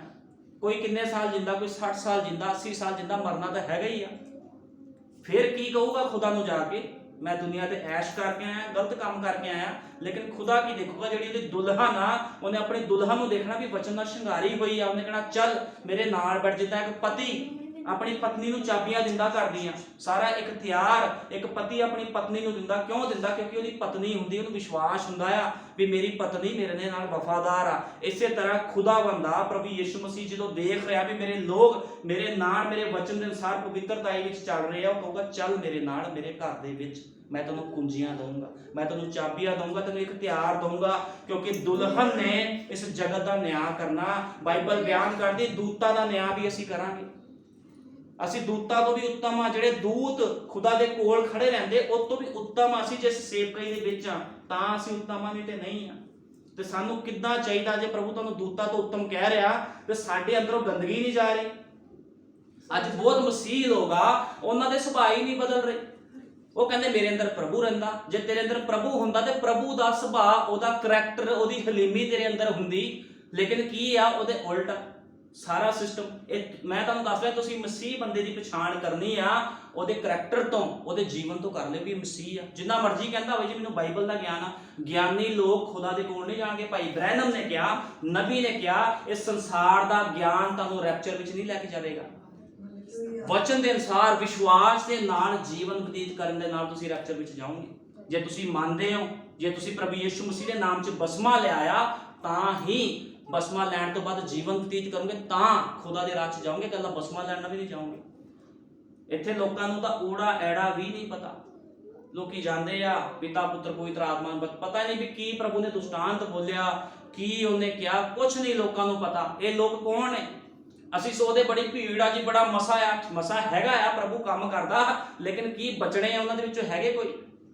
ਜਿਨ੍ਹਾਂ ਨੇ ਪ੍ਰਭੂ ਯਿਸੂ ਮਸੀਹ ਦੇ ਨਾਮ 'ਚ ਬਸਮਾ ਨਹੀਂ ਲਿਆ, ਐਡਮਿਸ਼ਨ ਨਹੀਂ ਲਈ, ਉਹ ਖੁਦਾ ਦੇ ਰਾਹ 'ਚ ਨਹੀਂ ਜਾਣਗੇ। ਮੈਂ ਕਲੀਅਰ ਇਸ ਗੱਲ ਨੂੰ ਠੋਕ ਕੇ ਕਹਿੰਦਾ, ਜਿੰਨੇ ਮਰਜ਼ੀ 6-6 ਘੰਟੇ ਪ੍ਰਾਰਥਨਾ ਕਰੋ, 3-3 ਘਰੇ ਭਾਵੇਂ ਲੱਖ-ਲੱਖ ਰੁਪਏ ਦਸ਼ਮਾਨ ਦੇ ਦਿਓ, ਖੁਦਾ ਦੇ ਰਾਹ 'ਚ ਉਹੀ ਬੰਦਾ ਜਾਊਗਾ ਜਿਨੇ ਨਬੀ ਦੇ ਸੰਦੇਸ਼ ਨੂੰ ਕਬੂਲ ਕੀਤਾ। ਜਿਨੇ ਭਾਈ ਬ੍ਰੈਨਮ ਦੇ ਸੰਦੇਸ਼ ਨੂੰ ਕਬੂਲ ਨਹੀਂ ਕੀਤਾ, ਮੈਨੂੰ ਕਹਿਣ ਦੀ ਲੋੜ ਨਹੀਂ ਆ ਵੀ ਉਹ ਕਿੱਥੇ ਜਾਣਗੇ। ਉਹ ਫਿਰ ਖੁਦਾ ਦੱਸੂਗਾ ਤੁਸੀਂ ਕਿੱਥੇ ਜਾਣਾ ਹੈ।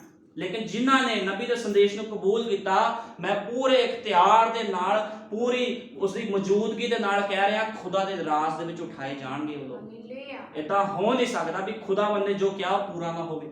ਜੇ ਨਬੀ ਨੇ ਸਭ ਕੁਝ ਕਿਹਾ ਪੂਰਾ ਹੋ ਰਿਹਾ ਆ, ਤੇ ਇਹ ਗੱਲਾਂ ਪੂਰੀਆਂ ਨਹੀਂ ਹੋਣਗੀਆਂ। ਸਭ ਕੁਝ ਪੂਰਾ ਹੋਵੇਗਾ।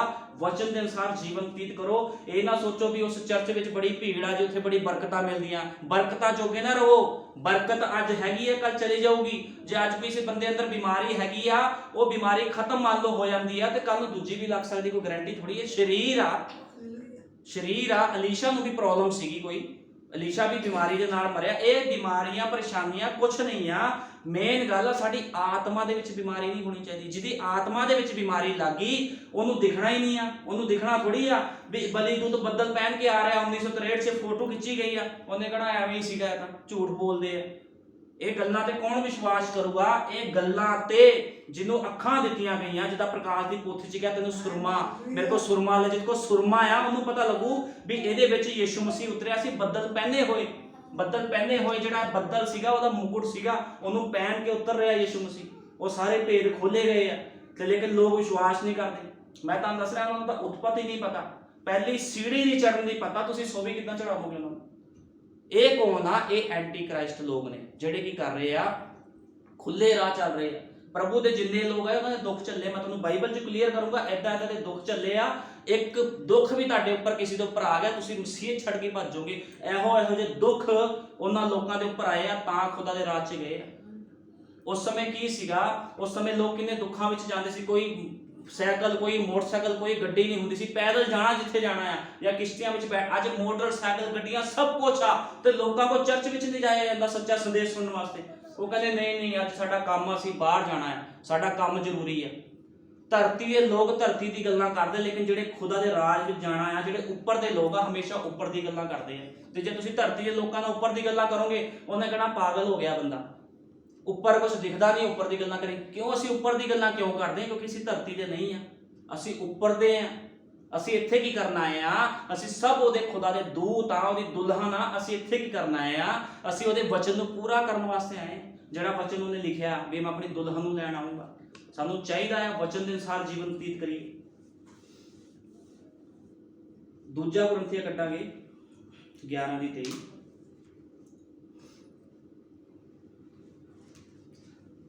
ਦੂਜਾ ਕੁਰਿੰਥੀਆਂ 11:23।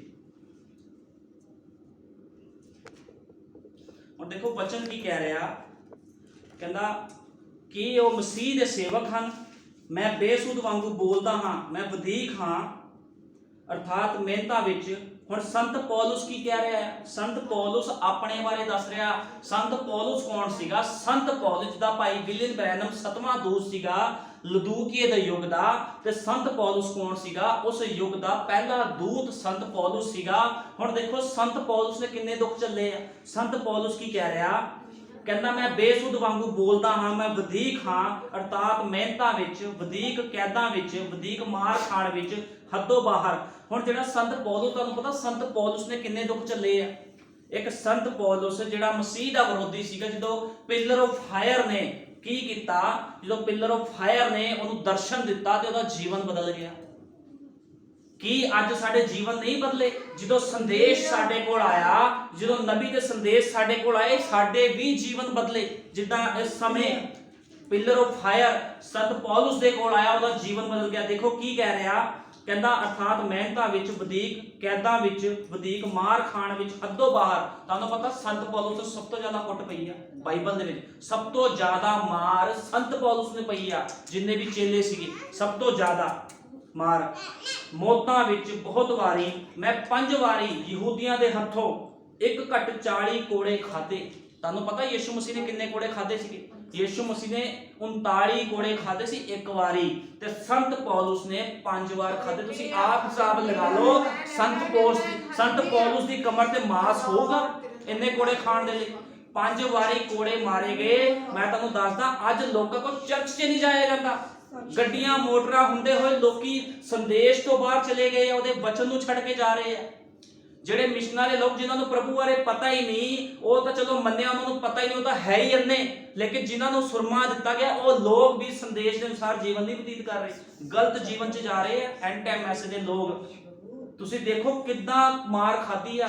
ਕਿਉਂਕਿ ਜੇ ਵਿਗਿਆਨਿਕਾਂ ਨੇ ਜਿਹੜੀ ਸ਼ੋਧ ਕੀਤੀ ਸੀ ਵੀ ਜਦੋਂ 1 ਕੋੜਾ ਪੈਂਦਾ ਆ ਤੇ 1 ਤੋਂ 1.5 ਸਾਲ ਲੱਗਦਾ ਆ ਉਹਨੂੰ ਸਹੀ ਹੋਣ ਦੇ ਵਿੱਚ, ਰਿਕਵਰੀ ਦੇ ਵਿੱਚ, ਤੇ ਯਿਸੂ ਮਸੀਹ ਨੂੰ 39 ਕੋੜੇ ਮਾਰੇ ਗਏ ਤੇ ਸੰਤ ਪੌਲੁਸ ਨੂੰ 5 ਵਾਰੀ 39 ਕੋੜੇ ਮਾਰੇ ਗਏ। ਕਿੱਦਾਂ ਸਹੀ ਹੋਣੀ ਉਹਨੇ ਮਾਰ, ਕਿੱਦਾਂ ਉਹਨੇ ਮਾਰ ਸਹੀ ਹੈ? ਕਹਿੰਦਾ ਕੈਦਾਂ ਵਿੱਚ ਉਹਨੂੰ ਪਾਇਆ ਗਿਆ, ਕਹਿੰਦਾ ਮਾਰ ਖਾਣ ਵਿੱਚ ਹੱਦੋਂ ਬਾਹਰ, ਮੌਤਾਂ ਵਿੱਚ ਬਹੁਤ ਵਾਰੀ, 5 ਵਾਰੀ ਯਹੂਦੀਆਂ ਦੇ ਹੱਥੋਂ 1 ਘੱਟ 40 ਕੋੜੇ ਖਾਦੇ, 3 ਵਾਰ ਬੈਂਤਾਂ ਦੀ ਮਾਰ ਖਾਦੀ, 3 ਵਾਰ ਬੈਂਤ ਮਾਰੇ ਗਏ ਉਹਦੇ।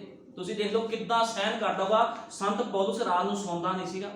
ਕਿਉਂ ਨਹੀਂ ਸੌਂਦਾ? ਉਹਦੀ ਕਮਰ ਨਹੀਂ ਸੀ ਥੱਲੇ ਲੱਗਦੀ। ਉਹ ਉੱਠ ਕੇ ਬੈਠ ਕੇ ਬੜੇ ਹੀ ਦੁੱਖਾਂ ਦੇ ਵਿੱਚ ਉਹਦਾ ਜੀਵਨ ਗਿਆ, ਬਹੁਤ ਜ਼ਿਆਦਾ ਦੁੱਖਾਂ ਦੇ ਵਿੱਚ। ਮੈਂ ਕਹਿੰਦਾ ਇੰਨੇ ਦੁੱਖ ਜੇ ਅੱਜ ਕਿਸੇ ਕੋਲ ਆ ਜਾਣ ਤੇ ਉਹ ਭੱਜ ਜਾਊਗਾ, ਲੇਕਿਨ ਖੁਦਾ ਦੀ ਦੁਲਹਨ ਨਹੀਂ ਭੱਜੇਗੀ। ਮੈਂ ਵਿਸ਼ਵਾਸ ਦੇ ਨਾਲ ਕਹਿੰਦਾ, ਜਿੰਨੇ ਮਰਜ਼ੀ ਦੁੱਖ ਖੁਦਾ ਦੀ ਦੁਲਹਨ ਤੇ ਆਵੇ, ਖੁਦਾ ਦੇ ਲੋਕ ਨਹੀਂ ਭੱਜਣਗੇ। ਕਿਉਂਕਿ ਕੌਣ ਆ? ਉਹਨਾਂ ਦੇ ਵਿੱਚ ਪਵਿੱਤਰ ਆਤਮਾ ਆ, ਉਹ ਭੱਜਣਗੇ ਨਹੀਂ। ਲੇਕਿਨ ਕੀ ਆ, ਬਹੁਤ ਲੋਕ ਭੱਜਦੇ ਆ। ਲੇਕਿਨ ਸੰਤ ਪੌਲੁਸ ਨੇ ਕਿੰਨੇ ਦੁੱਖ ਚੱਲੇ? 3 ਵਾਰ ਬੈਂਤਾਂ ਦੀ ਮਾਰ ਖਾਦੀ, 1 ਵਾਰ ਪਥਰਾਓ ਹੋਇਆ। ਤੁਹਾਨੂੰ ਪਤਾ ਇੱਕ ਵਾਰੀ ਸੰਤ ਪੌਲੁਸ ਨੂੰ ਪੱਥਰ ਮਾਰੇ ਗਏ ਸੀਗੇ। ਸੰਤ ਪੌਲੁਸ ਨੂੰ ਪੱਥਰ ਮਾਰੇ ਸੀ, ਇੱਕ ਵਾਰੀ ਪੱਥਰਾਂ ਦੇ ਨਾਲ ਮਾਰਿਆ ਉਹਨੂੰ। 3 ਵਾਰ ਬੇੜੇ ਦੇ ਗਰਕਣ ਤੋਂ ਦੁੱਖ ਭੋਗਿਆ। 3 ਵਾਰੀ ਜਿਹੜੇ ਜਹਾਜ਼ 'ਚ ਜਾ ਰਿਹਾ ਸੀਗਾ, 3 ਵਾਰ ਉਹਦਾ ਜਹਾਜ਼ ਟੁੱਟਿਆ। ਪਾਣੀ ਦੇ ਵਿੱਚ ਰਿਹਾ ਉਹ, ਸਮੁੰਦਰ ਦੇ ਵਿੱਚ, ਕਿਸੇ ਲੱਕੜ ਨੂੰ ਫੜ ਕੇ ਠੰਡ ਦੇ ਵਿੱਚ ਉੱਥੇ ਰਿਹਾ, ਦੁੱਖਾਂ ਦੇ ਵਿੱਚ। ਦੇਖ ਲਓ ਹੈ, 1 ਰਾਤ ਦਿਨ ਸਮੁੰਦਰ ਵਿੱਚ ਕੱਟਿਆ। ਦੇਖੋ ਬਾਈਬਲ ਬਿਆਨ ਕਰਦੀ, 1 ਰਾਤ ਅਤੇ ਦਿਨ ਸਮੁੰਦਰ ਵਿੱਚ ਕੱਟਿਆ। ਸਮੁੰਦਰ ਵਿੱਚ ਕਿਸੇ ਲੱਕੜ ਨੂੰ ਫੜ ਕੇ ਤੈਰਦਾ ਰਿਹਾ ਉਹਦੇ ਉੱਪਰ। ਕਿੰਨੇ ਦੁੱਖ ਝੱਲੇ ਉਹਨੇ। ਸਮੁੰਦਰੀ ਲਹਿਰਾਂ ਕਹਿੰਦੀ ਸੀ ਸੰਤ ਪੌਲੁਸ ਹੁਣੇ ਤੈਨੂੰ ਦੱਸਦੀਆਂ ਸੀ, ਤੈਨੂੰ ਹੁਣੇ ਡੁਬੋ ਦਾਂਗੀ। ਲੇਕਿਨ ਉਹਨੇ ਕੀ ਕਿਹਾ? ਹੇ ਮੌਤ ਤੇਰਾ ਡੰਗ ਕਿੱਥੇ ਆ? ਸੰਤ ਪੌਲੁਸ ਕਹਿੰਦਾ ਯਿਸੂ ਮਸੀਹ ਨੇ ਮਾਰ ਖਾ ਕੇ ਮੌਤ ਦੇ ਉੱਪਰ ਫਤਿਹ ਪਾਈ ਆ, ਤੂੰ ਮੇਰਾ ਕੀ ਕਰੂੰਗੀ? ਸਮੁੰਦਰ ਮੈਨੂੰ ਨਹੀਂ ਡੁਬੋ ਸਕਦਾ। ਜੇ 5 ਵਾਰੀ ਕੋੜੇ ਮਾਰੇ ਗਏ ਤਾਂ ਵੀ ਮਰਿਆ ਨਹੀਂ ਸੰਤ ਪੌਲੁਸ, ਕਿਉਂਕਿ ਪਵਿੱਤਰ ਆਤਮਾ ਦੇ ਅੰਦਰ ਸੀਗਾ। ਦੁੱਖ ਬਹੁਤ ਚੱਲਿਆ ਉਹਨੇ। 3 ਵਾਰ ਪੈਂਡਿਆਂ ਦੇ ਵਿੱਚ, ਦਰਿਆਵਾਂ ਵਿੱਚ, ਭੋਜਲਾਂ ਵਿੱਚ, ਡਾਕੂਆਂ ਦੀ ਭੋਜਲਾਂ ਵਿੱਚ। ਹੁਣ ਕੀ ਹੋਇਆ? ਡਾਕੂ ਵੀ ਉਹਦੇ ਕੋਲ ਆ ਕੇ ਉਹਦਾ ਮਜ਼ਾਕ ਉਡਾਉਂਦੇ ਸੀਗੇ। ਡਾਕੂਆਂ ਨੂੰ ਵੀ ਪ੍ਰਚਾਰ ਕੀਤਾ ਉਹਨੇ। ਦੇਖੋ ਨਗਰਾਂ ਵਿੱਚ ਪ੍ਰਚਾਰ ਕੀਤਾ, ਦੁੱਖ ਚੱਲਿਆ, ਕਿਸੇ ਨੇ ਵੀ ਛੱਡਿਆ ਨਹੀਂ। ਉਹਨੂੰ ਪੂਰੀ ਤਰ੍ਹਾਂ ਰਗੜਿਆ ਗਿਆ ਸੰਤ ਪੌਲੁਸ ਨੂੰ। ਇੰਨੀ ਮਾਰ ਮਾਰੀ ਗਈ ਉਹਨੂੰ ਵੀ ਉਹਦਾ ਉੱਠਣਾ ਬੈਠਣਾ ਵੀ ਔਖਾ ਹੋਇਆ ਪਿਆ ਸੀਗਾ। ਇੰਨਾ ਉਹਨੂੰ ਮਾਰਿਆ ਗਿਆ ਸੀਗਾ। ਇੰਨੀ ਕੁੱਟ ਖਾਣ ਤੋਂ ਬਾਅਦ ਬੰਦਾ ਕਿੱਦਾਂ ਦਾ ਹੋ ਜਾਊਗਾ? ਤੁਸੀਂ ਖੁਦ ਹਿਸਾਬ ਲਗਾ ਲਓ ਕਿੰਨੇ ਦੁੱਖਾਂ ਵਿੱਚੋਂ ਗਏ। ਤੇ ਅੱਜ ਦੇ ਮਸੀਹ ਲੋਕਾਂ ਦਾ ਜੀਵਨ 1% ਵੀ ਨਹੀਂ, ਜੇ ਅਸੀਂ ਇਸ ਹਿਸਾਬ ਨਾਲ ਦੇਖਦੇ ਹਾਂ। ਲੇਕਿਨ ਜਿਹਦੇ ਅੰਦਰ ਖੁਦਾ ਦਾ ਪਵਿੱਤਰ ਆਤਮਾ ਹੁੰਦਾ, ਸਾਰੇ ਦੁੱਖ ਚੱਲੂਗਾ। ਇਸ ਕਰਕੇ ਮੈਂ ਕਹਿੰਦਾ ਵਚਨ ਦੇ ਅਨੁਸਾਰ ਜੀਵਨ ਬਤੀਤ ਕਰੋ। ਅੱਜ ਤਾਂ ਲੋਕ ਚਰਚ ਜਾਣ ਨੂੰ ਹੀ ਔਖਾ ਸਮਝਦੇ ਆ। ਚੰਗਿਆਈਆਂ ਲੈਣੀਆਂ, ਅਸੀਂ ਜੇ ਕਹਿੰਦੇ ਆ ਵੀ ਸਾਨੂੰ ਚੰਗਿਆਈਆਂ ਮਿਲ ਗਈਆਂ ਆ, ਅਸੀਂ ਵਚਨ ਤੇ ਚੱਲ ਰਹੇ ਆ, ਖੜੇ ਆ, ਚਰਚ ਜਾਈਏ ਜਾਂ ਨਾ ਜਾਈਏ ਕੋਈ ਮਤਲਬ ਨਹੀਂ, ਵਚਨ ਤੇ ਤਾਂ ਖੜੇ ਆ। ਫਿਰ ਕੀ ਆ? ਤੁਹਾਡੇ ਅੰਦਰ ਦੁਸ਼ਟ ਆਤਮਾ ਆ। ਕਿਉਂ ਦੁਸ਼ਟ ਆਤਮਾ ਆ? ਜਿਹੜੀ ਤੁਹਾਨੂੰ ਵਚਨ ਤੋਂ ਪਿੱਛੇ ਸੋਚ ਕੌਣ ਪਾ ਰਹੀ? ਬਾਈਬਲ ਤਾਂ ਨਹੀਂ ਕਹਿੰਦੀ ਇਸ ਚੀਜ਼ ਨੂੰ ਵੀ ਸਾਨੂੰ ਚੰਗਿਆਈਆਂ ਮਿਲ ਗਈਆਂ, ਬਰਕਤਾਂ ਮਿਲ ਗਈਆਂ, ਅਸੀਂ ਚਰਚ ਜਾਈਏ ਜਾਂ ਨਾ ਜਾਈਏ ਕੋਈ ਫਰਕ ਨਹੀਂ ਪੈਂਦਾ ਸਾਡਾ। ਕਿਸੇ ਭੈਣ ਨੇ, ਮੇਰੇ ਰਿਸ਼ਤੇਦਾਰਾਂ ਵਿੱਚੋਂ ਕਿਸੇ ਭੈਣ ਨੇ ਕਿਹਾ ਅਸੀਂ ਪ੍ਰਭੂ ਨੂੰ ਮੰਨਦੇ, ਅਸੀਂ ਐਂਡ ਟਾਈਮ ਮੈਸੇਜ ਨੂੰ ਮੰਨਦੇ ਆ, ਸੱਚਾਈ ਵਿੱਚ ਅਸੀਂ ਖੜੇ, ਚਰਚ ਜਾਈਏ ਜਾਂ ਨਾ ਜਾਈਏ ਕੁਝ ਨਹੀਂ ਹੁੰਦਾ। ਮੈਂ ਕਿਹਾ ਫਿਰ ਤੁਹਾਡੇ ਅੰਦਰ ਦੁਸ਼ਟ ਦਾ ਆਤਮਾ ਕੰਮ ਕਰਦਾ। ਜੇ ਤੁਹਾਡੇ ਅੰਦਰ ਪਵਿੱਤਰ ਆਤਮਾ ਕੰਮ ਕਰਦਾ, ਤੁਸੀਂ ਖੁਦਾ ਦੇ ਕੰਮਾਂ ਵਿੱਚ ਅੱਗੇ ਵਧਦੇ। ਕਾਹਦੇ ਨਾਲ? ਹਿਰਦੇ ਨਾਲ ਅੱਗੇ ਵਧਦੇ, ਪੈਸੇ ਨਾਲ ਵੀ ਅੱਗੇ ਵਧਦੇ, ਹਰ ਚੀਜ਼ਾਂ ਨਾਲ ਅੱਗੇ ਵਧਦੇ ਤੁਸੀਂ। ਮੈਂ ਕਿਹਾ ਤੁਸੀਂ ਆਪਣੀ ਚੀਜ਼ਾਂ ਖੁਦਾ ਦੇ ਕੰਮਾਂ ਦੇ ਲਈ ਇਸਤੇਮਾਲ ਕਰਦੇ। ਘਰ ਬੈਠ ਕੇ ਅਸੀਂ ਕਹਿ ਰਹੇ ਹਾਂ ਜੀ ਮੇਰਾ ਜੀਵਨ ਸਮਰਪਿਤ ਆ ਖੁਦਾ ਨੂੰ, ਇਹ ਬੜਾ ਵਧੀਆ ਜੀਵਨ ਆ। ਇਹ ਖੁਦਾ ਨੂੰ ਸਮਰਪਿਤ ਜੀਵਨ ਨਹੀਂ ਆ, ਇਹ ਸ਼ੈਤਾਨ ਨੂੰ ਸਮਰਪਿਤ ਜੀਵਨ ਆ। ਤੇ ਜਿਹੜਾ ਸ਼ੈਤਾਨ ਨੂੰ ਆਪਣਾ ਜੀਵਨ ਸਮਰਪਿਤ ਕਰਦਾ ਆ, ਖੁਦਾ ਦੇ ਰਾਜ ਦੇ ਵਿੱਚ ਨਹੀਂ ਜਾਵੇਗਾ ਉਹ ਮਨੁੱਖ। ਦੇਖੋ ਕਿੰਨਾ ਦੁੱਖ ਚੱਲ ਰਿਹਾ ਆ। ਕਹਿੰਦਾ ਭੋਜਨਾਂ ਵਿੱਚ, ਨਗਰ ਦੀਆਂ ਭੋਜਨਾਂ ਵਿੱਚ, ਉਜਾੜ ਦੀਆਂ ਭੋਜਨਾਂ ਵਿੱਚ, ਸਮੁੰਦਰ ਦੀਆਂ ਭੋਜਨਾਂ ਵਿੱਚ, ਖੋਟੇ ਭਰਾਵਾਂ ਦੀਆਂ ਭੋਜਨਾਂ ਵਿੱਚ ਇਹੋ ਜਿਹੇ ਲੋਕ ਉਹਨੂੰ ਮਿਲੇ ਜਿਹੜੇ ਖੋੜ ਨਾਲ ਭਰੇ ਸੀਗੇ, ਉਹਦੇ ਨਾਲ ਦਗਾ ਕਰਦੇ ਸੀਗੇ ਸੰਤ ਪੌਲੁਸ ਦੇ ਨਾਲ। ਕਹਿੰਦਾ ਮਿਹਨਤ ਪੋਹਰਿਆਂ ਵਿੱਚ, ਕਈ ਵਾਰੀ ਉਣਿੰਦਿਆਂ ਵਿੱਚ, ਭੁੱਖ ਅਤੇ ਤਰੇ ਵਿੱਚ। ਕਹਿੰਦਾ ਕਈ ਵਾਰ ਭੁੱਖੇ ਉਹਨੇ ਜੀਵਨ ਕੱਟਿਆ ਸੰਤ ਪੌਲੁਸ ਨੇ, ਭੁੱਖਾ ਵੀ ਰਹਿਣਾ ਪਿਆ, ਉਹਨੂੰ ਰੋਟੀ ਨਹੀਂ ਸੀ ਮਿਲਦੀ, ਉਹ ਤਾਂ ਵੀ ਵਚਨ ਦਾ ਪ੍ਰਚਾਰ ਕਰਦਾ ਸੀਗਾ। ਉਹਨੇ ਕਦੇ ਨਹੀਂ ਕਿਹਾ ਵੀ ਮੈਂ ਵਚਨ ਤੋਂ ਭੱਜ ਜਾਊਂਗਾ। ਦੇਖੋ ਇਹ ਹੁੰਦੇ ਆ ਲੋਕ ਖੁਦਾ ਦੇ। ਅੱਜ ਕਿਹੜਾ ਪਾਸਟਰ, ਕਿਹੜੇ ਲੋਕ ਦੁੱਖ ਝੱਲ ਰਹੇ ਆ? ਕੋਈ ਵੀ ਨਹੀਂ ਦੁੱਖ ਝੱਲ ਰਿਹਾ। ਲੋਕੀ ਤਾਂ ਫਾਸਟ ਵੀ ਨਹੀਂ ਰੱਖ ਪਾਉਂਦੇ ਸਹੀ ਤਰੀਕੇ ਨਾਲ, ਪ੍ਰਾਰਥਨਾ ਨਹੀਂ ਕਰ ਪਾਉਂਦੇ। ਹਾਂ ਕੋਈ ਨਹੀਂ, ਉਹ ਪਾਸਟਰ ਨਹੀਂ, ਇਹ ਪਾਸਟਰ ਨੇ ਸਾਨੂੰ ਕੁਝ ਜ਼ਿਆਦਾ ਸਖਤੀ ਕਰੋ, ਅਸੀਂ ਦੂਜੇ ਪਾਸਟਰ ਕੋਲ ਚੱਲ ਜਾਵਾਂਗੇ। ਜਿੱਥੇ ਮਰਜ਼ੀ ਚੱਲ ਜਾਓ, ਵਚਨ ਤਾਂ ਉਹੀ ਹੈ, ਬਾਈਬਲ ਤਾਂ ਉਹੀ ਹੈ। ਜੇ ਉੱਥੇ ਸੱਚਾ ਪਾਸਟਰ ਹੋਇਆ, ਜੇ ਉਹਦੇ ਅੰਦਰ ਵੀ, ਜਿੱਦਾਂ ਮੇਰੇ ਅੰਦਰ ਪਵਿੱਤਰ ਆਤਮਾ ਕੰਮ ਕਰ ਰਿਹਾ, ਜੇ ਉਹਦੇ ਅੰਦਰ ਵੀ ਕਰਦਾ ਆ, ਉਹ ਵੀ ਤੁਹਾਨੂੰ ਇਹੀ ਗੱਲਾਂ ਸੁਣਾਊਗਾ। ਤੁਸੀਂ ਕਿੱਥੋਂ ਭੱਜੋਗੇ ਫਿਰ? ਕੋਈ ਬੰਦਾ ਭੱਜ ਨਹੀਂ ਸਕਦਾ ਫਿਰ, ਕਿਉਂਕਿ ਪਵਿੱਤਰ ਆਤਮਾ ਦਾ ਸਾਹਮਣਾ ਕੋਈ ਨਹੀਂ ਕਰ ਸਕਦਾ। ਕਿਹੜਾ ਮਨੁੱਖ ਜੰਮਿਆ ਧਰਤੀ ਉੱਤੇ ਜਿਹੜਾ ਪਵਿੱਤਰ ਆਤਮਾ ਦਾ ਸਾਹਮਣਾ ਕਰੂਗਾ? ਉਹਨੇ ਆਪਣੇ ਨਬੀ ਨਹੀਂ ਛੱਡੇ। ਜੇ ਨਬੀ ਗਲਤੀਆਂ ਕਰਦੇ ਸੀ ਤਾਂ ਪ੍ਰਭੂ ਨੇ ਸਜ਼ਾ ਦਿੱਤੀ ਆ। ਅੱਜ ਲੋਕ ਸੋਚਦੇ ਆ ਵੀ, ਲੋਕਾਂ ਨੇ ਮਜ਼ਾਕ ਸਮਝ ਲਿਆ ਵੀ ਪਤਾ ਨਹੀਂ ਉਹ ਤਾਂ ਬੀਤ ਗਿਆ ਆ, ਬੀਤ ਗਿਆ, ਨਬੀਆਂ ਨੂੰ ਸਜ਼ਾ ਮਿਲੀ ਹੈ, ਸਾਨੂੰ ਤਾਂ ਬਰਕਤ ਹੀ ਮਿਲਣੀ ਹੈ। ਕਿਉਂਕਿ ਕੀ ਮਿਸ਼ਨਾਂ ਜਥੇਬੰਦੀਆਂ ਨੇ ਪਾਤਾ, ਬਰਕਤ ਬਰਕਤ ਚੰਗਿਆਈ। ਲੋਕੀ ਕਹਿੰਦੇ ਚਰਚ ਚਲੇ ਜਾਓ, ਬਰਕਤ ਮਿਲਦੀ ਆ, ਚੰਗਿਆਈ ਮਿਲਦੀ ਆ। ਇਹ ਨਹੀਂ ਆ, ਇਹ ਜੀਵਨ ਨਹੀਂ ਆ। ਵਚਨ ਦੇ ਅਨੁਸਾਰ ਜੀਵਨ ਜੀਣਾ ਸਾਨੂੰ ਪਤਾ ਹੋਣਾ ਚਾਹੀਦਾ। ਵਚਨ ਸਾਨੂੰ ਕੀ ਕਹਿੰਦਾ, ਇੱਕ ਭੈਣ ਨੂੰ ਕੀ ਕਹਿੰਦਾ, ਕੱਪੜੇ ਕਿੱਦਾਂ ਦੇ ਪਾਣੇ ਆ, ਇੱਕ ਭਾਈ ਨੂੰ ਕੱਪੜੇ ਪਾਣੇ, ਹੇਅਰ ਸਟਾਈਲ ਕਿੱਦਾਂ ਦਾ ਰੱਖਣਾ, ਉਹਨੇ ਦਾੜੀ ਕਿੱਦਾਂ ਦੀ ਰੱਖਣੀ ਆ, ਬਾਈਬਲ ਸਾਨੂੰ ਸਿਖਾਉਂਦੀ ਆ। ਬੱਚਿਆਂ ਨੂੰ ਕਿੱਦਾਂ ਦੀ ਸਿੱਖਿਆ ਦੇਣੀ ਆ। ਅਸੀਂ ਕਿਹੜੇ ਯੁੱਗ 'ਚ ਰਹਿ ਰਹੇ, ਸਾਨੂੰ ਕੁਝ ਵੀ ਨਹੀਂ ਪਤਾ। ਫਿਰ ਅਸੀਂ ਕਹਿੰਦੇ ਜੀ ਅਸੀਂ ਮਸੀਹ ਆ। ਇਸ ਕਰਕੇ ਨਬੀ ਨੇ ਕਿਹਾ ABCD ਵੀ ਨਹੀਂ ਪਤਾ ਇਹਨਾਂ ਲੋਕਾਂ ਨੂੰ। ਤੇ ਬਾਈਬਲ ਬਿਆਨ ਕਰਦੀ ਇਹੋ ਜਿਹੇ ਲੋਕਾਂ ਦੇ ਨਾਲ ਰੋਟੀ ਵੀ ਨਹੀਂ ਖਾਣੀ।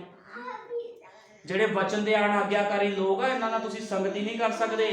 ਇਹ ਲੋਕ ਕੌਣ ਆ? ਵਚਨ ਦੇ ਅਣਆਗਿਆਕਾਰੀ ਆ। ਜੇ ਅਸੀਂ ਇਹਨਾਂ ਨੂੰ ਕਵਾਂਗੇ ਆ ਵਚਨ ਦੇਖੋ ਨਗੜਾ, ਝੂਠੀ ਸਿੱਖਿਆ ਹੈ। ਇਹ ਸੱਚੇ ਹੋ ਗਏ ਜਿਨ੍ਹਾਂ ਨੂੰ ਬਾਈਬਲ ਦਾ ਊੜਾ ਆੜਾ ਨਹੀਂ ਪਤਾ, ਤੇ ਨਬੀ ਨੇ ਜਿਨ੍ਹਾਂ ਨੇ ਦੁੱਖ ਝੱਲੇ ਆ ਉਹ ਝੂਠੇ ਹੋ ਗਏ ਆ। ਸੰਤ ਪੌਲੁਸ ਝੂਠਾ ਹੋ ਗਿਆ ਜਿਹਨੇ ਇੰਨੀ ਸਿੱਖਿਆ ਦਿੱਤੀ ਬਾਈਬਲ ਦੀ। ਸੰਤ ਪੌਲੁਸ ਨੇ ਕਿਹਾ ਜਿਹੜਾ ਵਚਨ ਅਸੀਂ ਤੁਹਾਨੂੰ ਸੁਣਾਉਂਦੇ ਆ, ਜੇ ਕੋਈ ਸਵਰਗ ਦਾ ਦੂਤ ਆ ਕੇ ਉਸ ਤੋਂ ਉਲਟ ਸੁਣਾਵੇ ਤੇ ਸ਼ਾਪਿਤ ਹੋਵੇ। ਜੋ ਬਾਈਬਲ ਵਿੱਚ ਕਹਿ ਦਿੱਤਾ ਗਿਆ, ਜੇ ਨਬੀ ਭਾਈ ਬ੍ਰੈਨਮ 7ਵਾਂ ਦੂਤ ਆ ਤੇ ਉਹੀ ਆ, ਕੋਈ ਹੋਰ ਨਹੀਂ ਆ। ਇਹ ਗੱਲ ਬਿਲਕੁਲ ਆਮੀਨ ਆ। ਜਿਹੜੇ ਹੁਕਮ ਲਿਖ ਦਿੱਤੇ ਗਏ ਆ ਸਭ ਆਮੀਨ ਆ, ਉਹਦੇ ਅਨੁਸਾਰ ਹੀ ਚੱਲਣਾ ਪੈਣਾ ਹੈ। ਹੁਣ ਦੇਖੋ ਸੰਤ ਪੌਲੁਸ ਦੇ ਬਾਰੇ ਕੀ ਅੱਗੇ ਲਿਖਿਆ ਆ। ਕਹਿੰਦਾ ਭੁੱਖ ਤੇ ਤਰੇ ਵਿੱਚ, ਕਈ ਵਾਰੀ ਫਾਕਿਆਂ ਵਿੱਚ, ਪਾਲੇ ਵਿੱਚ ਨੰਗੇ ਰਹਿਣਾ ਪਿਆ। ਦੇਖੋ ਪਾਲਾ ਕਿਹੜਾ ਹੁੰਦਾ? ਠੰਡ ਪੈ ਰਹੀ ਹੈ ਬਾਹਰ ਇਸ ਸਮੇਂ, ਨੰਗਾ ਵੀ ਰਿਹਾ ਕਈ ਵਾਰੀ। ਉਹਦੇ ਕੋਲ ਕੱਪੜੇ ਨਹੀਂ ਸੀ ਸੰਤ ਪੌਲੁਸ ਦੇ। ਜੇ ਤੁਸੀਂ ਕਹੋਗੇ ਕੱਪੜੇ ਸੀ, ਉਹਦੇ ਕੋਲ ਕੱਪੜੇ ਨਹੀਂ ਸੀ। ਉਹਦੇ ਕੋਲ ਇੱਕੋ ਹੀ ਕੱਪੜਾ ਸੀ, ਕਈ ਵਾਰ ਉਹ ਧੋ ਲੈਂਦਾ ਸੀ, ਉਹੀ ਪਾ ਲੈਂਦਾ ਸੀਗਾ। ਦੇਖੋ ਨੰਗੇ ਰਹਿ ਕੇ ਵੀ ਉਹਨੇ ਜੀਵਨ ਬਤੀਤ ਕੀਤਾ ਆ ਖੁਦਾ ਦੇ ਵਿੱਚ। ਅੱਜ ਸਾਡੇ ਕੋਲ ਕਿੰਨੀਆਂ ਬਰਕਤਾਂ ਆ, ਆਪਣੇ ਘਰ ਆ, ਸਾਰਾ ਕੁਛ ਆ, ਤੇ ਅਸੀਂ ਕੀ ਆ, ਸਾਡੇ ਸੁਭਾਅ ਹੀ ਨਹੀਂ ਬਦਲਦੇ ਘਰ ਦੇ ਵਿੱਚ। ਮੈਂ ਤੁਹਾਨੂੰ ਦੱਸਦਾ ਆ, ਬਾਈਬਲ ਬਿਆਨ ਕਰਦੀ ਆ, ਜੇ ਇੱਕ ਪਤੀ ਚਾਵੇ ਤੇ ਕੀ ਆਪਣੇ ਸੁਭਾਅ ਦੇ ਦੁਆਰਾ ਆਪਣੇ ਪਰਿਵਾਰ ਨੂੰ ਬਦਲ ਸਕਦਾ। ਜੇ ਇੱਕ ਪਤਨੀ ਚਾਵੇ ਆਪਣੇ ਸੁਭਾਅ ਦੇ ਦੁਆਰਾ, ਜੇ ਕੋਈ ਪਤਨੀ ਆਪਣੇ ਵਚਨ ਸੁਣਾ ਕੇ ਕਹੇ ਵੀ ਤੂੰ ਆਪਣਾ ਜੀਵਨ ਬਦਲ ਲਾ, ਉਹਦਾ ਜੀਵਨ ਨਹੀਂ ਬਦਲੂਗਾ। ਤੁਹਾਡਾ ਸੁਭਾਅ ਦੇਖ ਕੇ ਤੁਹਾਡੇ ਪਤੀਆਂ ਦੇ ਜੀਵਨ ਬਦਲ ਸਕਦੇ ਆ, ਤੁਹਾਡੇ ਬੱਚਿਆਂ ਦੇ ਜੀਵਨ ਬਦਲ, ਤੁਹਾਡੇ ਸਗੇ ਭੈਣ ਭਰਾਵਾਂ ਦੇ ਜੀਵਨ ਬਦਲ ਸਕਦੇ। ਕੀ ਦੇਖ ਕੇ? ਤੁਹਾਡਾ ਸੁਭਾਅ ਦੇਖ ਕੇ। ਕਿਉਂਕਿ ਪ੍ਰਭੂ ਯਿਸੂ ਮਸੀਹ ਆਪਣੇ ਕਰੈਕਟਰ ਵਿੱਚ ਕੰਮ ਕਰਦਾ। ਮੈਂ ਤੁਹਾਨੂੰ ਪਹਿਲਾਂ ਦੱਸ ਰਿਹਾ ਹਾਂ, ਯਿਸੂ ਮਸੀਹ ਵਚਨ ਤੋਂ ਬਾਹਰ ਨਹੀਂ ਜਾਂਦਾ।